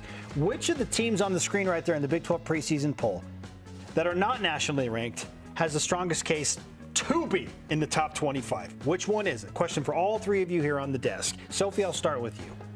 I'm going to say Kansas, because I just saw the way that they were able to compete last year, the way that they were able to hold their own in this conference. And under Coach Matt, the things that they were able to do were just so impressive. And the jump that they have from the middle of the season to the end, I think momentum is momentum, and whoever can really capitalize on that is going to have the best chance. And I think they have a pretty good chance. Okay, so Kansas deserves to be in it. They're at number 15. Okay. What about some love for a team outside the top 25? Who deserves to be in that's not in? I'm going to go Utah, because they have a new coaching staff. They've actually kept a great core of players that are going to be there, and they're coming off of a season maybe where they weren't as successful as they wanted to be. So I think Utah is going to have a lot of that firepower, and then also one of those teams like we've been echoing all day. You kind of don't know what to expect until we see them play, but I have some good feelings around them. Okay, Amy, quickly, who's your team that's not in that should be in? Is Colorado in? Colorado should be in. They are just in. Yeah, number good. 23. Good, because they are ones that can really make a jump there. Well, that's a perfect segue, because we're going right to Boulder and the Buffaloes. Roll it. Largest lead of the night in any game for Colorado. Brilovich on a defense at the net for CU is picked up. Shows their overall intensity. Finley, Dwinell drops it down. Lily Dwinell. The Colorado Buffaloes picked 5th in the Big 12 preseason poll, in that top tier, no doubt about it, as a top 25 preseason team. Their head coach, Jesse Mahoney, joins us from Boulder. Coach, great to see you. How are you feeling as we begin again in 2026? We're feeling great. We've been at it for, 10 days or so, and we hit the ground running because we're such a senior-laden team. Yeah. So this has been, one of our easier preseasons, to be honest. From a teaching standpoint, we're ready to play somebody else at this point. Yeah, to your point, such an experienced team and already performing at a high level. So what are you trying to accomplish? Like, what's the most important thing you want to accomplish, let's say, in the first 2 weeks of practice with a team like you have? Stay healthy would be the number one thing. Trying to bubble wrap everyone as much as possible. I think, last year, we had a breakout season from Anna, but everyone else kind of collectively got better, and we feel like there's still some room for everyone to continue to get better. And we had a great spring, and it's, like I said, it's been a good preseason so far, so we're ready to go. Well, Coach, can you talk about those players on your team? Obviously returning 12, you've got 6 newcomers, so a little change in the gym, but is the team going to look like the team last year? Where have you made strides that you feel like are some big changes that we can look for? Yeah, I don't know about big changes. We return our top 4 point scorers. We've added a transfer setter. We've added a transfer libero. I really feel like our ball control is as good as it's ever been at this point, our first and second contact. And we do have some younger players that I think are doing a nice job in these first 2 weeks. Barbara in the middle, I think, has a really nice chance of getting on the floor for us early. But other than that, we're just so senior laden. And like I said, we have some juniors that are now seniors that I think are going to really take another step this year. And Coach, when you talk about the team makeup, you also have 7 international players on this roster. Why was it so important for you to get volleyball players from different backgrounds, and what does that do for the culture and competitiveness that they're bringing to the gym? Really, it's been fantastic. We've added one here or there, and then it just felt like there was a flood of international players into the program. They're all great people. They're all loving their time here. I think that the mix of personalities and backgrounds and cultures has been really good for our team as a whole. I think having different perspectives and different experiences, and frankly, our international players have played at a really high level all over the world. It's just been a huge benefit for us for for our American players and our international players. I want to piggyback off of that. What has that perspective change in like learning all these new cultures meant to you as a coach, and how has that changed your perspective on this program? Yeah, I mean, it's been awesome. You know, we feel like we can recruit the best players in the world, you know, so having an opportunity to get players from, you know, Croatia, from Spain, from Canada, from everywhere has been a lot of fun. You know, you get a different mix, like I said, personalities. You learn how to communicate differently. You know, these players are learning how to communicate differently. It's been a growth experience, I think, for everybody, and I've enjoyed it a lot. You mentioned earlier Burilovic kind of having a breakout season. What makes her so good? Because obviously, you know, a fantastic player, physical, but not certainly 6'8" and imposing, yet finds a way to score anywhere on the floor. Why is she so good? I mean, she's just so competitive. Competitive, always wants, she's the one that stays after, wants extra reps. She's, you know, good at every skill, probably the best server I've ever been around, fantastic passer, thinks the game really well, and then just has great vision. So hits the ball well. Like you said, she's not crazy high, but high enough. But she has an attack fan, and she has power, she has off speed. You know, she can really do it all. Coach, your 23 wins last season were the most since 2017. What changes have the program made over the past few years that have helped bring Colorado back to this national prominence? Yeah, you know, I think that, you know, what we have done since the kind of transfer portal era, we've kind of stuck with the old model, which is, you know, recruit freshmen, develop freshmen, let them get older, let them grow. And I think last year we saw the fruit of that, and this year hopefully that'll continue. We brought in a transfer here or there to fill a hole, but for the most part, we've been kind of sticking with the old model, and you know, players love it here, players stay here, players want to develop here, and that's what's happened. Regardless of how college volleyball has changed and evolved, what do you think separates this program from where it was 2 to 3 years ago? We're better, you know, we're a little bit older. You know, we've, I think, developed really well.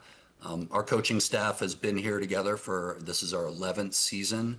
So there's a lot of consistency. And once you have some consistency and you have players in the program for a while, you can grow and develop. So, you know, we had a little bit of lull 2 seasons ago, and, you know, but that's in the rear view, and we're you know, pushing on the gas now. Coach, you talk about how important it is to recruit and get those players in your program, develop them, grow old together, if you will. But there are a lot of suitors out there. So what is the key to keeping your core, which has allowed you to now move into the season as one of the top 5 teams perceived in the Big 12, and be a team that feels like they can make a deep run in the NCAA tournament? I mean, I think, again, we've got great kids. They love being here. They love each other. We're a family here. Our culture is very consistent. The players, you know, come here, develop, and they, you know, hand the keys off to the next group. And, you know, our players are really proud of what they have accomplished here so far, and they're excited to continue that growth. Well, and talking about that last season, you guys were just kind of a bit of giant killers, right? Just especially at the beginning of the season, knocking everybody down. Now you're on the radar a little bit more, and the team obviously has got to feel confident. What are the goals this season, and what are, won't say expectations, I know coaches hate expectations, but what are the hopes for this team and goals coming into this year? Yeah, I mean, I think last year we weren't on everyone's radar maybe as much as we will be this season. You know, we saw a taste of success last year, made it to the second round. Really felt like, and we ran into a great team on their home floor. You know, if you want to be successful in the tournament, if you want to make the round of 16, You have to set yourself up to be playing on your home floor that first weekend. So I think that's a big goal for us. But in general, expectations, you're right. We don't talk about those a whole lot. We talk about processes. We talk about doing things the right way. If we do things the right way, we feel like good things will come to us. And we know there's a lot of work ahead, but that's what we're here for.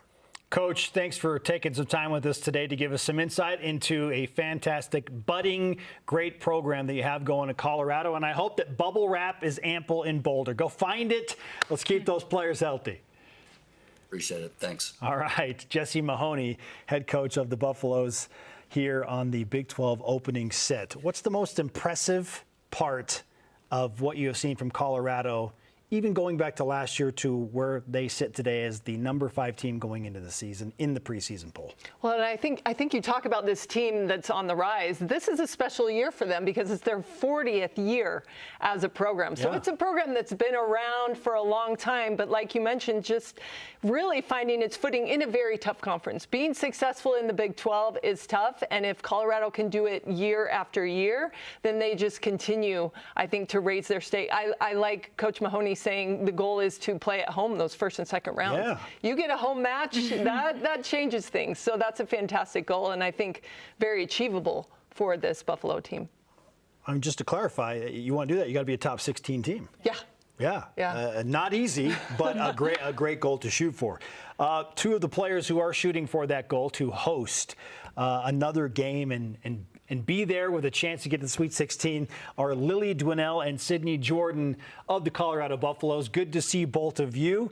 Just heard from your coach Mahoney. He talked about the importance of growing old together and having experience. Question for the both of you: how would you explain what experience means to this squad this year? Well, I think that just in general, we know kind of everything that's going on together. Our class specifically has been through so much together. And I think that it's allowed us to really just lean on each other, know our system, trust each other, and we're kind of building on that. Yeah, I think we've kind of proven how much experience means to a team through the past 3 years. We've just gotten better and better as we've gotten more experienced, and we hope to do that again this year. You guys have a lot of returning players, right? So business as usual in the gym, and coaches talked about process. You guys talk about process.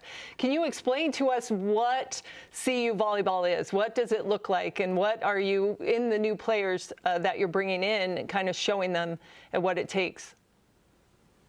Yeah, I think just teaching, honestly. I feel like a lot of us have heard the same things in the gym over and over, and not in the best way possible, but it's kind of just knowing exactly what we're doing, and then also teaching the younger girls kind of what our culture is like and also how we compete in the gym every day. I think that's been a really, really big piece for me, at least. Yeah, it's really just sticking to what we know and not making any big changes throughout the year. Just kind of bringing everyone in and creating that culture that we want to stick to. And yeah. We talked to Coach a little bit about the 7 international players, but I know it can feel a little different as being an athlete beside them. Are there any new holidays? What does that look like for y'all during the season and then also in the off season as you're trying to navigate the different cultures?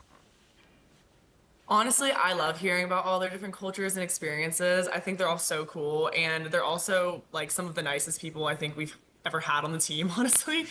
And I mean, I just love hearing about the places that everyone's lived. It's shocking. I mean, we've had girls who've lived in Dubai and in Tokyo, and like it's really just cool hearing about their different experiences. And I think that they bring such depth to our team, and I'm so excited to play with them this year, genuinely. We get to see different sides to everybody and having different perspectives on the court. And just like in general, hanging out, you get to learn so much about each other. And just hearing about how they grew up and how it's different from we grew up, it's really valuable.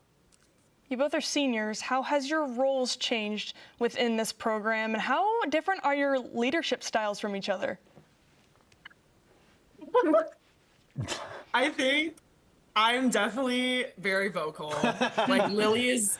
Yeah, I'm more on the quieter side, so you're getting 2 opposites right here. Yeah, but I mean, we've been roommates literally for the past 3 years, and Lily is kind of our silent assassin, and but is such a great leader by example and does all the right things. we differ in those ways, I think, throughout our class, but it kind of makes us strong, and we all have our different aspects to our personalities that allow us to hold each other accountable and also just kind of compete together. Yeah, I think it's helpful to see a lot of different personalities, especially in leadership roles. So having a big senior class and everyone has their own personalities and differences, it creates a really good culture. One of my favorite parts of Media Day is that we learn things, unique things. And I want to learn some more between you two because you spent so much time around each other and your roommates. So, Sydney, when you look at Lily, what is something the world needs to know about her that probably doesn't? And then, Lily, you be thinking about the same thing for Sydney. I think something that the world needs to know about Lily is that she is like kind of silently the most caring person that like you'll know, and then it comes out in like sweet different ways that like are kind of unexpected, and she will always be there for you as a teammate and is just a consistent person, which is something I really appreciate about her. Thanks, of course. For Sydney, I'd say that she's just such a giver. She'll go above and beyond for anyone and everyone, especially the girls on her team, and just having someone like that behind you and in your corner, you can't say enough good words about it. I love that. Quick follow-up. Lily, do you feel love when Sydney yells? I do. I always know it's coming from a good place. She always has the right intention. Yeah, I'm here for it. I really try. I love that. Well, you guys have talked about, being in the gym together, right? Everybody, even Coach Mahoney said, we're ready to play other people. Let's go. Let's get after it. Can you guys look ahead to this upcoming season? Maybe talk about little preseason matches that you might be looking forward to, and then also heading into conference, any matches that really are important to your success this year. Yeah, I'm so excited. I think that the way that we're playing in practice, like it definitely shows that we are ready to go. A lot of us are from California, including a lot of my roommates, and so I think that we're really excited to go to USC. That'll be a big game for us in general, and so I think that that's something that our sights are kind of set on right now, at least for me. And always the Colorado State game. We're looking for redemption this year. Looking more into our actual conference schedule, I think every game is an opportunity for us, and so it's hard to pick just one. But yeah, just coming in strong into every game and hopefully taking a win. At this point in the season, not very many people have been able to see the chemistry and the makeup of the team like you two have. What are you excited to showcase, and what would you say is the identity of this team? I think that something that we've talked about in kind of our goal setting process is kind of just like being where our feet are. We do know that there are kind of some more expectations, as you said with Jesse earlier, on us this season, but we also know that we can perform, and I think just being the most consistent, taking literally every game 1 point at a time is something that I think we're looking to do this season.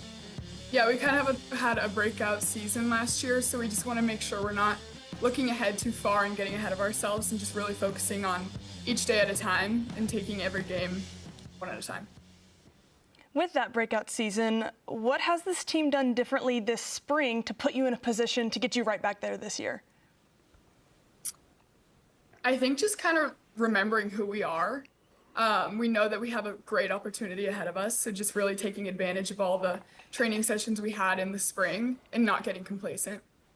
Yeah, I would agree with that. Just kind of realizing that we do have a higher standards for ourselves, and it's easy to get complacent sometimes in spring, but I think that we knew that that wasn't an option. The very talented Lily Dwinell and Sydney Jordan with us for the Big 12 opening set. We appreciate you both opening up. I hope you have some journal entries that you remember based on the nice things you said about each other tonight. We can't wait to watch Colorado volleyball moving forward. Thanks so much. Thank you. Thanks, guys. Got it. All right. Amy, you said they need to be in the top 25. And even if they are at number 23, is this still one of the most underrated teams in the Big 12? Well, I think if that setter, libero connection is there. You know, we're talking about this a lot, and I think it really is one of the themes for the Big 12 is the setter position. We only have a couple of teams that actually are returning that very important position. Oh, man, wild. Yeah, and so when you've got a team like Colorado, so many offensive weapons, you nail that setter down, and that team's good. And Burilovic, honestly, she can score anywhere. She is just a really dynamic player. She's one of those players you're talking about, the ability to clean things up. Yes. She just makes the right choice all the time. Okay. How close is Colorado to being elite, like Arizona State and TCU? I think they're already elite, and you can see it in the mindset, and you can see it in the way that the players interact with each other. A lot of the times we see these super talented teams with talented offense. They've got a great libero and a great setter, but the chemistry just isn't quite there. I even think just from that interview where we saw there's great banter going back and forth. They know the expectations that they have based on how they performed last season. They've got a little chip on their shoulder. Yes, they know that they've got to exceed those expectations, but I love that they're embracing that as well. Expectations are a tricky and interesting conversation for every one of these teams in the Big 12 Conference, and we'll get into that more with the Houston Cougars.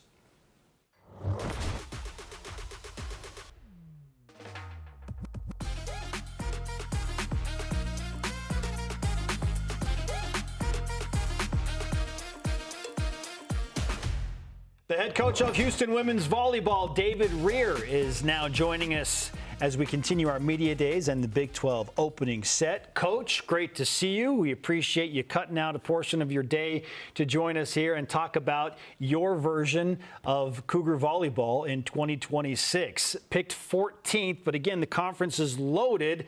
How are you using that as a way to try and motivate your team? I think they're motivated enough. This is a group held 14 of the 18 weren't here last season. So this is a true reboot, reportal team, whatever you want to talk about it. But it's we knew we didn't have the talent to compete in the Big 12 last year, and we went into the portal and into the high school ranks and junior college ranks to kind of bolster our lineup, and I think we did a good job with that. What's the key to building that chemistry when you are dealing with 14 new players on your roster? I mean, there's road bumps, there's speed bumps everywhere we go right now, but I mean, we know that we have the talent, and it's taken these preseason days to kind of get used to. There's clunkiness, there's parts that it's gonna not look pretty, but I think that's part of our job, part of the team's job, to kind of learn to compete and be together. You know, Coach, you've been in this conference. You know what it takes to win. So when you went to the portal, when you looked for teams to bring in, what specifically were you looking for? What does it take to win in the Big 12? I mean, what you're doing all day today, you probably have the stars of the lefts. How many lefts are stars in the Big 12? Yeah. So we made pin hitters our main kind of focus in the beginning, and then we went out and tried to upgrade the setting position, and we went and tried to upgrade the middle position, and I think we did those things, and we're basically a new volleyball team, but we went in the portal and got the needs that we've needed to kind of compete with what everybody else had in the Big 12. And Coach, we talk about what those 14 newcomers are adding on the court. I want to know how you caught them up to speed. I want to know what you did off the court for that team bonding, maybe some fun things over the summer to kind of get everybody on the same page. They're in charge of the fun. They're in charge of the team bonding. They're in charge of the get-togethers. I know Love Island was something that they watched and got together as a group. I have no idea. I've never watched it. But I think our team's close on the court. We're just working through the parts where, you know, the difficult conversations on the court. That's the next thing we're working through. When you think about this new team, what's the biggest priority in building the identity of this season? I really think it's just focusing on what's important, and what's important for us is winning. And taking all the things that don't matter out of the way, and things that may be small that don't really get us to the point where we're worried about it. We're worried about winning. We're worried about getting the right pieces on the court and competing.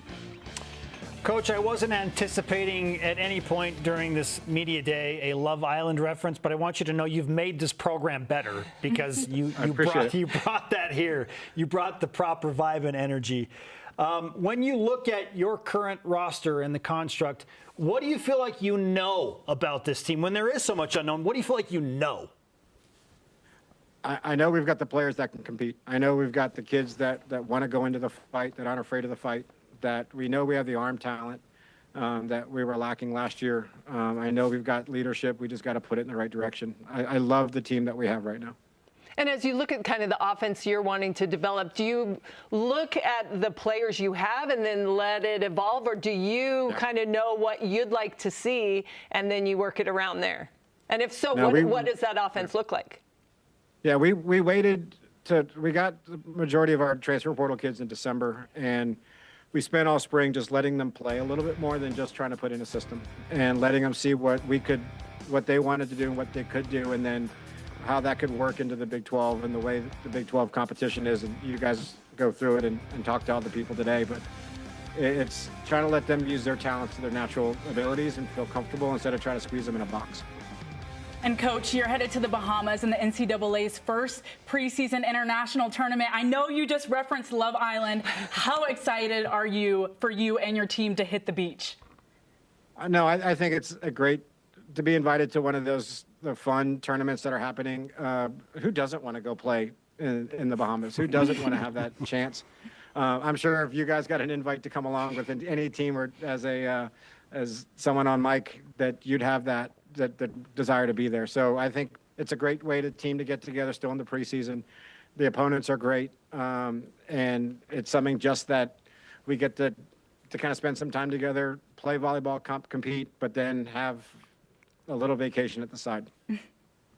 Talk a lot about culture too. I want to know the heart and soul of this program. What are the buzzwords? What are the keywords, the words on the locker room, the things that you are constantly implementing into these girls' minds every single day? You know, the only thing I just kind of talk about is keep talking about winning, and win stands for me, it's what's important now. And if some things get small in the way, does it lead to winning, help winning, or do anything with winning? And if it doesn't, we kind of just put it off to the side a little bit and we'll readdress it later. And our kids kind of buy in. When we compete, they kind of rise to the occasion.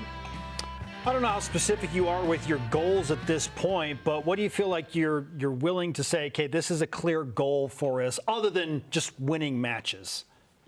Yeah, I think it's for us is, can we score points? I know it sounds basically when it comes down to it, but that was the thing that was hurting us the most last year. We'd be in matches, we can serve, we can pass, but we just couldn't score in the Big 12. And so we're just trying to find new ways to score, put our attackers in the good situations to score, and then we're moving and shifting our focus into the defense now and trying to see what we can do to kind of shore that up. But it's letting our kids fly and let them do what they can do. Well, and playing in the Big 12, that's really, one of the toughest in the country. Can you kind of speak to that compared to other conferences? How difficult is it to win in the Big 12? I mean, hell, we only did it twice last year, so it was really hard. The part for us is just focusing on,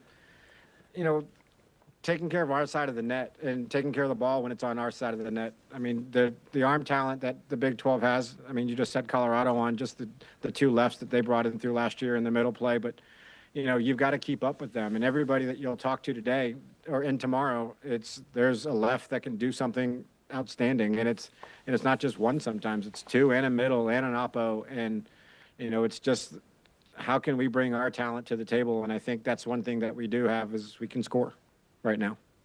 And what is the biggest difference that you want fans to see from Houston volleyball this season?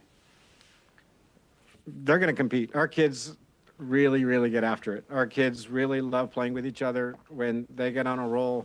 They love being with each other. They love kind of showing the celebration, and they're willing to do the dirty work at the same time. They're willing to run into the stands. They're willing to run all over the place and dive for every ball. So there's this hunt and dog mentality to them as well. Does that kind of encapsulate the buy-in from these girls, that underdog mentality, the way how they're scrappy, they want to win? If you don't go, you don't know? Yeah, I don't think that they're underdogs. I think that they're big dogs. I think they just know that we're coming into a situation where the 2025 version of Houston volleyball lost. And we kind of talked about, we've had success in our past and we've had failure in our past. And the people that represent us right now are not a part of any of the two. So we just hit the reset button. I hit the reset button on the way I coach, the way I deal with the players. We're just resetting the whole program. And it's not about that we're feeling that we're underdogs. I think this is a challenge that I hope people come into Fertitta Center and believe that we're a walk-away program, that they're going to kind of get a win, because they're going to get a fight from now on. I promise you that. Oh, well said from the head coach of the Houston Cougars, David Rear. We hope you enjoy the Islands, whether on TV or in person. We know that will happen, and we thank you for your time today, Coach. Thank you. Okay, I always appreciate real talk. He's keeping it real. Yeah. We won twice. It's really hard to win in the Big 12. We did it all of twice last year, but we can score this year. Amy, how much of a difference do you expect to see in this Houston volleyball team? Well, I love that Coach said he pushed the reset button, right? Like, you bring in 14 new players. It is a different team. And so it's difficult to talk towards last year because it's all about this year and what these teams are going to face. And you just loved, I was inspired. I wanted to get out on the court because the coach talking about the fight that this team has and their ability to score and just work through. So that just is more excitement for these Big 12 teams, top to bottom, every night. It's just a dogfight. What's a fair expectation for them, Alex, with so many new pieces? I think you can't go into the season with expectations because nobody knows what they're going to get. I mean, 14 new people, that's almost unheard of. And you can't even, almost from a standpoint, look at what happened last season because this is a totally different team. That's why I love when the coach said he's resetting as well as the players are resetting. You can't speak to them as if they were the result of what happened last season because a lot of them weren't a part of that. So you start this with a new mindset, a completely new group, and I'm excited for the competitiveness that it sounds like they already have in the gym. Let's go. And a couple of competitors join us now from Houston. They are Kaylee Edson and Camille Gibson. Welcome to the Big 12 opening set. Great to see both of you. First and foremost, this is a clear, most important question I'm going to ask you today. Who's organizing the Love Island watch parties? I had some Love Island watch parties at my house. It kind of was all over, but yeah, we love having like team groups and just bonding together. How important has that been with so many new moving pieces to try and figure each other out and what this team is going to look like and what the chemistry is going to be like? I feel like that's one of our main like focuses right now, trying to just like be together on and off the court. We have red cards, so we get to go like just eat together and get low-key free food. So that's always fun. Yeah, we spent a lot of the summer together every weekend almost. Whenever we're not on the court, we're together off the court. So. Well, I think food definitely the way to go when you're trying to bond and build culture. But in talking about that same thing, you know, we can't 14 new players on the court. You got to figure out how to play with each other. But in talking to Coach Rary said, hey, I'll let them deal with the culture aspect. And so that's on you guys to build. It sounds like you're already doing that. But what have you noticed as far as that culture and that bond that has translated onto the court? What do you notice? I think like our huddles, like they're really good. They're really intentional. The way that we talk to each other, you know, when you're on the court with 6 other people or 5 other people, you have to know how to talk to each person, especially if like one person's down and you're trying to pick them up. You have to know how to talk to them so then it actually works and you're not putting them more down. So yeah. Yeah, I think we built it from the first day we all stepped in there. Like we were all in the locker room just like talking about our lives before coming to Houston. And now that we're here, we're just like building our relationship as we continue to grow together. And you talk about both of your lives before coming to Houston. When you're in the transfer portal and maybe you're looking at a Houston team that hasn't hit those expectations or hasn't won as many games as they wanted to, what attracts you to this program? I would just say the coaching staff, honestly. Like Dave brought a lot of good points to recruiting, and he just like pulled me in saying, hey, we're flipping this program around. And that just made a huge difference in like my transfer process. The one that like Dave had during the transfer process was exactly what I wanted. One of the main things that I wanted transferring was like I wanted a team that was gonna work hard and that was gonna want it, and that's exactly what I got. I got the most competitive team I've ever been on. Now you guys are creeping up on the season. When you look around the locker room, what are the things about this team that are gonna make Big 12 fans excited to watch? I think we're super competitive. Like every single one of us in the gym, like we all have a different type of competitive mindset, and it just like each day it grows. By the time we're getting to sixes, like we're like getting at each other in the net, and like we're just all talking back and forth, and I just think it's super fun in the gym. One of our main things is to just always play fun volleyball, and a way that we make it fun in the gym is talking through the net and low-key getting on each other and just being butt heads. What has Coach Rare done that has been the most impactful for both of you? I would say in the spring, he just let us know that he is there for us as people and not just as volleyball players.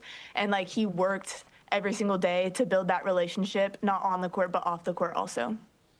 I feel like him saying like this is a player-led team, and it really is that. Like we choose our culture, we choose the way that we're gonna compete in the gym and how hard we're gonna go each day. And Dave does really good at depending like if our bodies are feeling well or not. So I feel like, yeah, he does a lot of good things.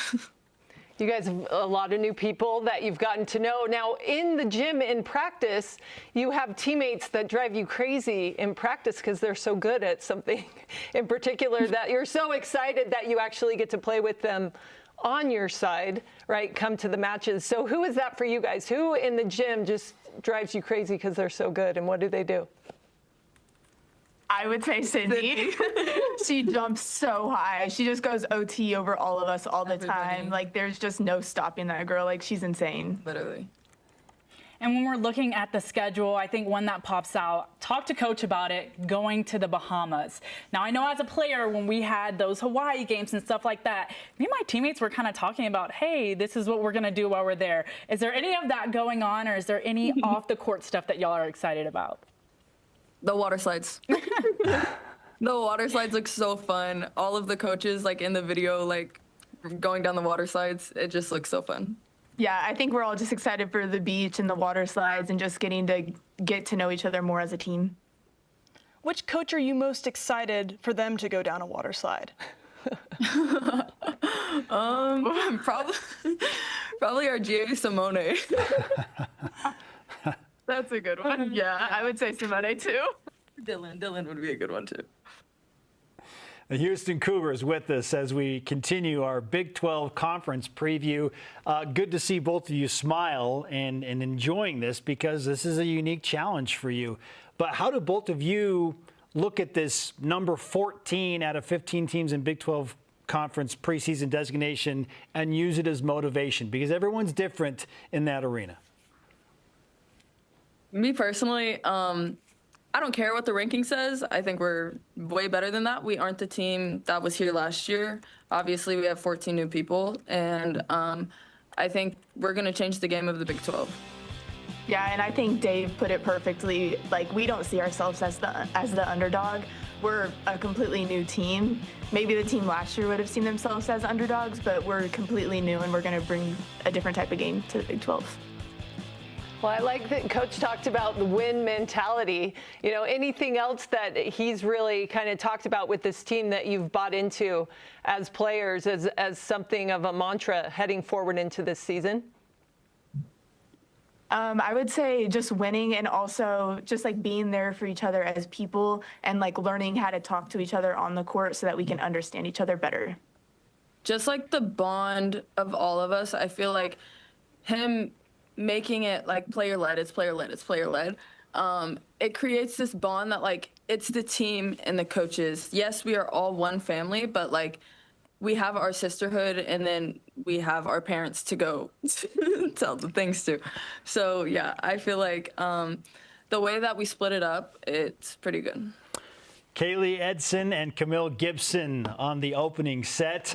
You said you low-key get free food. I hope you high-key enjoy it and high-key enjoy the water slides. I will.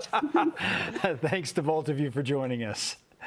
Let's Go. The Houston Cougars, as we're getting close to wrapping up the first day of this two-day event. Man, can you sense the joy and the fun there? Like, I think with all these teams, I'm tangible. sensing it is, and you feel that energy and kind of their desire to get out there and do it, right? Sometimes preseason can lag, and especially if you've been working together in the off season, you're just really excited to get out there and actually compete. So really fun, and you can feel it with all of these teams, I think. And I'll agree on the preseason lag. I mean, two-a-days are absolutely no joke. I know how their bodies are feeling right now, but it's just about finding the joy, finding the good things, whether it's a tournament, free food, Love Island, the things these teams are doing off the court. You can really tell that they're going to enjoy each other, and that's going to translate to on the court. Right. I've seen such great leadership from the coaches to the girls, the way that they talk about their teammates, the way they talk about their coaches and how important it is for them to have that support. I just think this conference as a whole, the identity is in joy. Like some of the coaches have said, it's joy, it's love, it's getting to play with your best friends, and I just think that's one of the best parts about it. And we're thoroughly enjoying this conversation that we're having on the desk. Even the probably aggressive use of high key and low key. That's okay. You approve, Sophie? I do approve. I approve of the pinkies up. I approve of all the things that we've done today.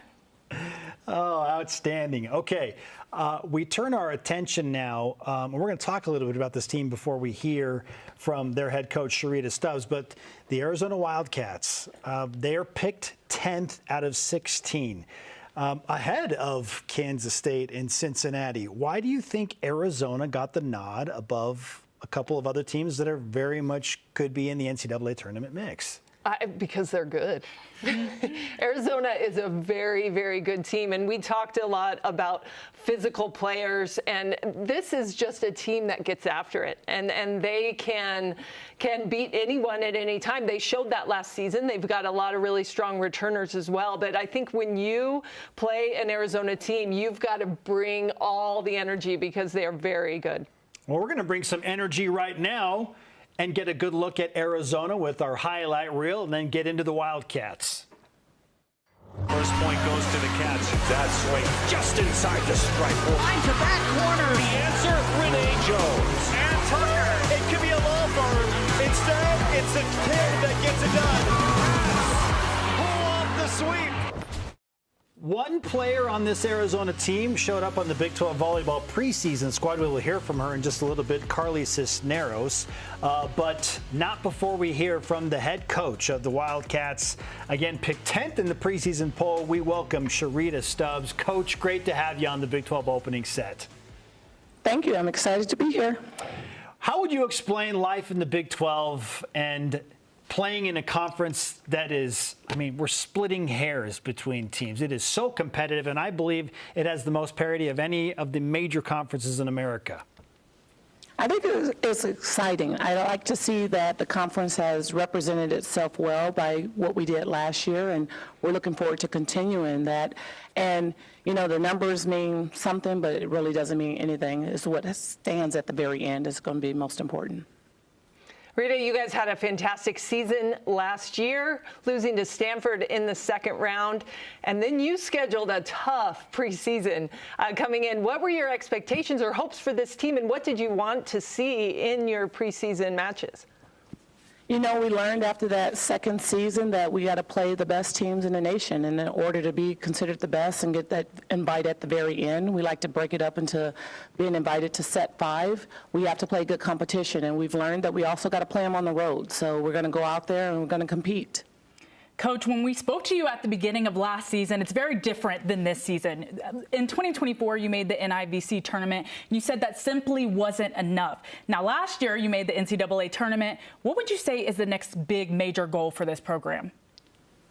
You know, our goal here in Arizona is always to earn a point. I like to say affectionately, and that's being invited to the tournament and going deep. You know, we have an experienced number of players coming back, and our expectations are high. We never worry about what's in front of us. We just want to compete every single day, and that means that we got to go out there and show everyone what we're made of. Coach, last year you had a lot of offensive production. With this year's group, where do you see the offense evolving, and who do you think is going to be a huge contributor to that?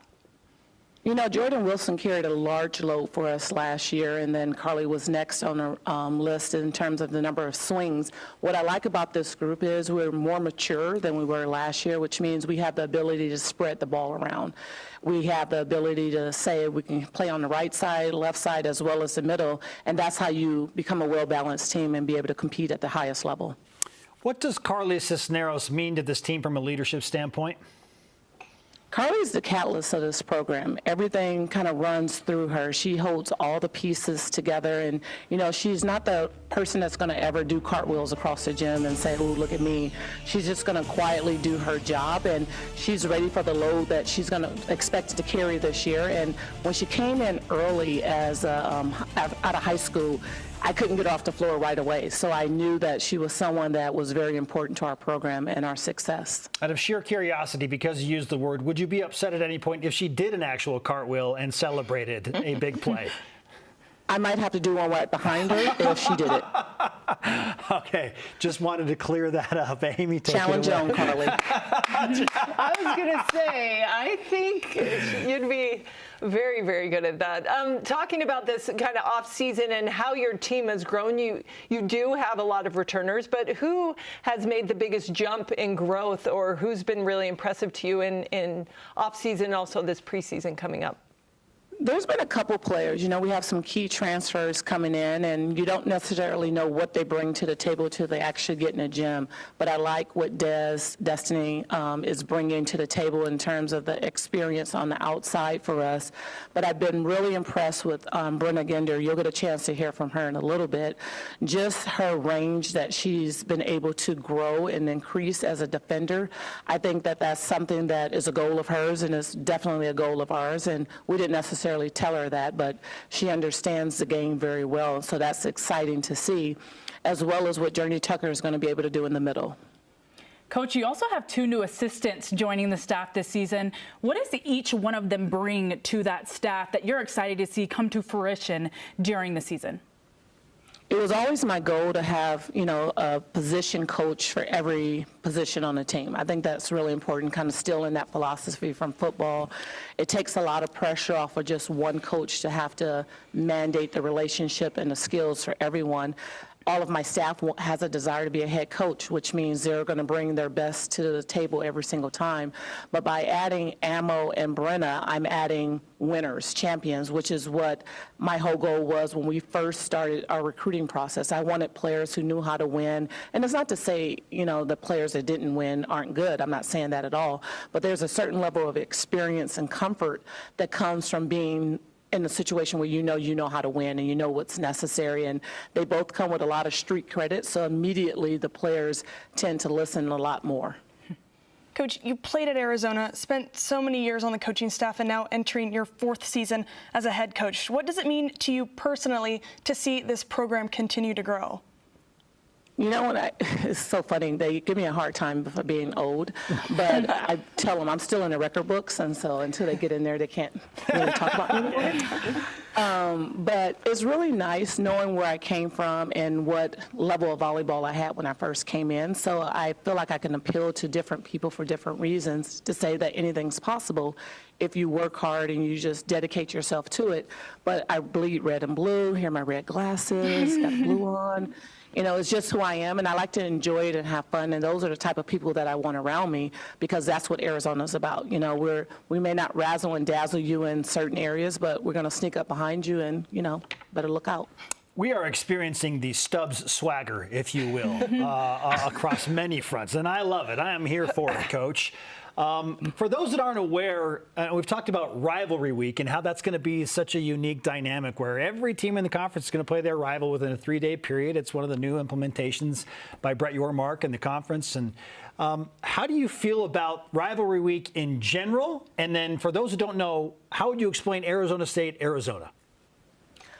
Well, I'm on television, so I have to choose my words wisely. But it is an unwritten rule that, you don't even say their name. They're the school up north is what you would actually say.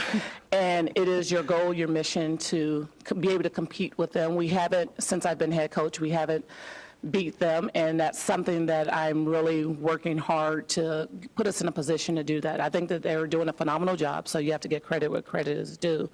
But it is our goal, our mission to go out there and compete with them, and I tell the players about it all the time. Not really, but sort of, kind of, because you don't want to give them more strength than they actually have. They put their pants on one leg at a time, just like we do, and I know that we can compete with anyone as long as we show up every single match.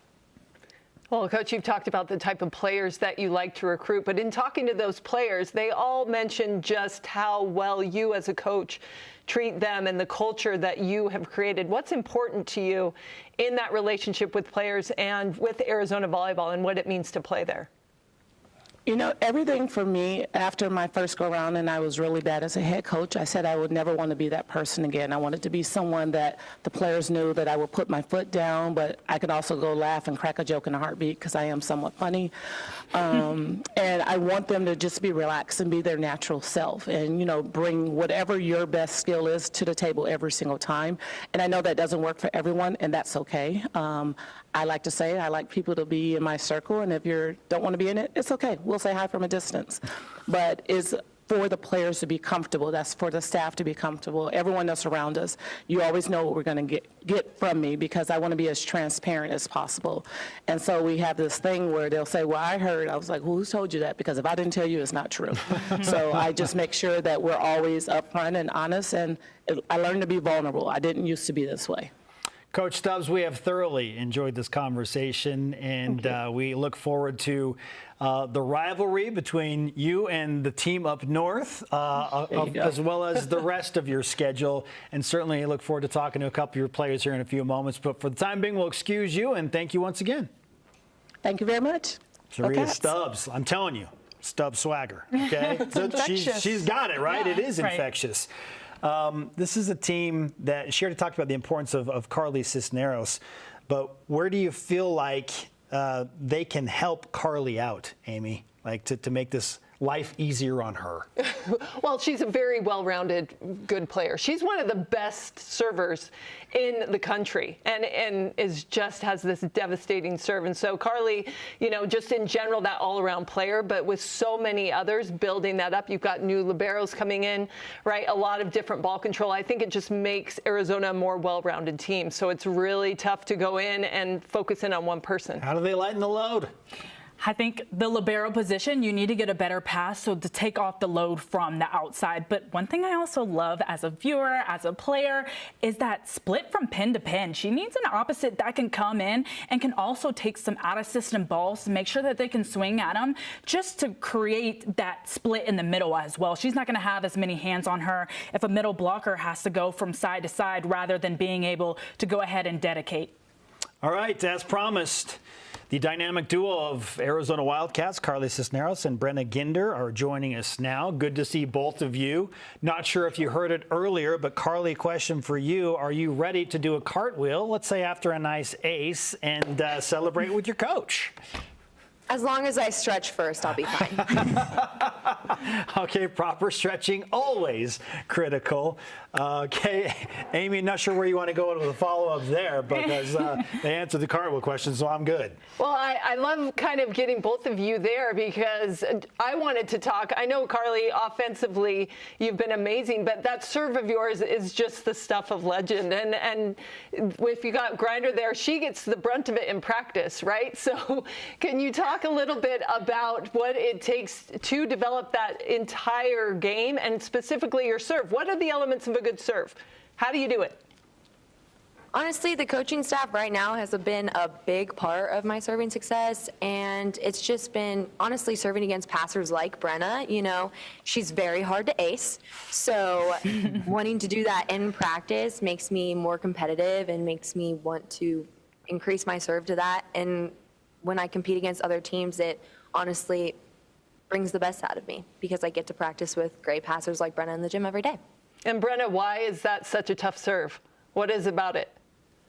Carly has learned a lot this preseason, just how to make the ball drop and move a lot. And so we just like have a fun competition every once in a while that we try to ace each other. And it's friendly competition, but her serve has got a lot more pace to it as well. And Brenna, now you've had a full season as that starting libero. How much more comfortable are you going into this next season? Yeah, I think I've just gained a lot of confidence back there. I have a whole year under my belt, but I definitely just rely a lot on my teammates, and I've gotten a lot more consistent back there as well, so that helps too.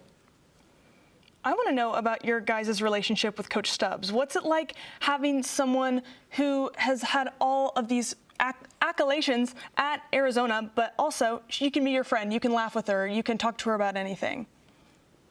It's kind of the best of both worlds, honestly. Rita's just a great person. And it also helps that she's incredibly competitive. So if she can do something, we have to do it better or you will hear it from her. So she's just awesome. And she's definitely someone that you call if you're in trouble or just call if you need anything at all. Arizona is the topic of conversation on the Big 12 opening set. I asked your coach about the dynamic of the rivalry you have with, again, and I'll play by the rules here, the team up north. How would both of you explain what that match is like, because there is such an emphasis on rivalry week in the 2026 season?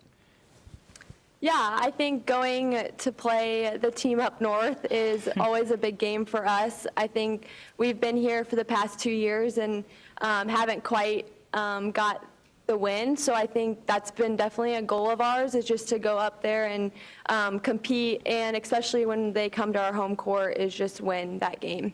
It's also really cool because when we go up there, they pack the house, and then when they come down here, our fans are always there supporting us. So it's just an incredibly fun environment to play with. And when we played at Nebraska last year, it was great, but it's nothing like playing ASU. That's awesome.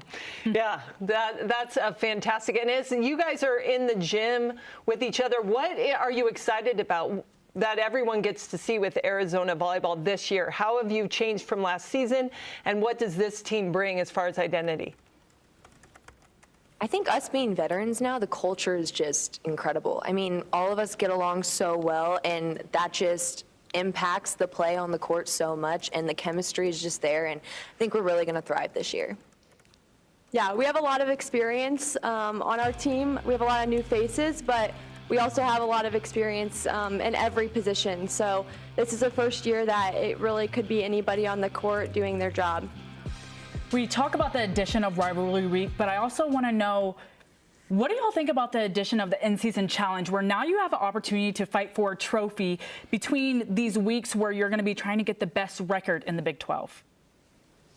I think it's really exciting. I kind of like all the new additions they're adding in, and it just means the game's growing, and that's all you can ever want in the sport. You guys have to be such big fans of now the pro volleyballs in the United States and just how the game is growing. Where do you see this game growing, especially within the Big 12? I think just adding the competition factor. I mean, the more competition there is, the more fans there are, and the more impact we can make. As volleyball grows, I think there's so much opportunity for us to just play the sport that we all love to do, and in any direction that's going in pro and adding these things into the Big 12. But it's just really exciting to see the competition level rise. If you could tell somebody that hasn't watched Arizona volleyball play last year and certainly going into this year, what do you want them to know that Arizona volleyball will put on the floor this season?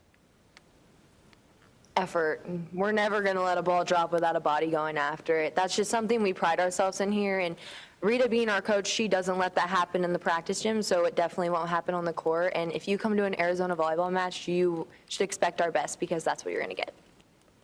Yeah, I would say just grit. I think we go into every game thinking it's a game that we can win, and we can go into any match and say it's going to be our match. So we'll show up at any given day.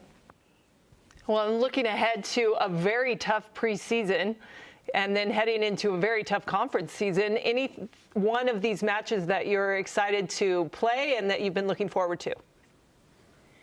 I'm excited to play USC because I have a couple of old club teammates on that team, but I'm also pretty excited to play Creighton because Destiny, who we are very close with now on the team, played there, and it's just going to be fun to play a bunch of people that we know in this preseason. And conference is always a great time because everyone in this conference is very talented, so we're really excited.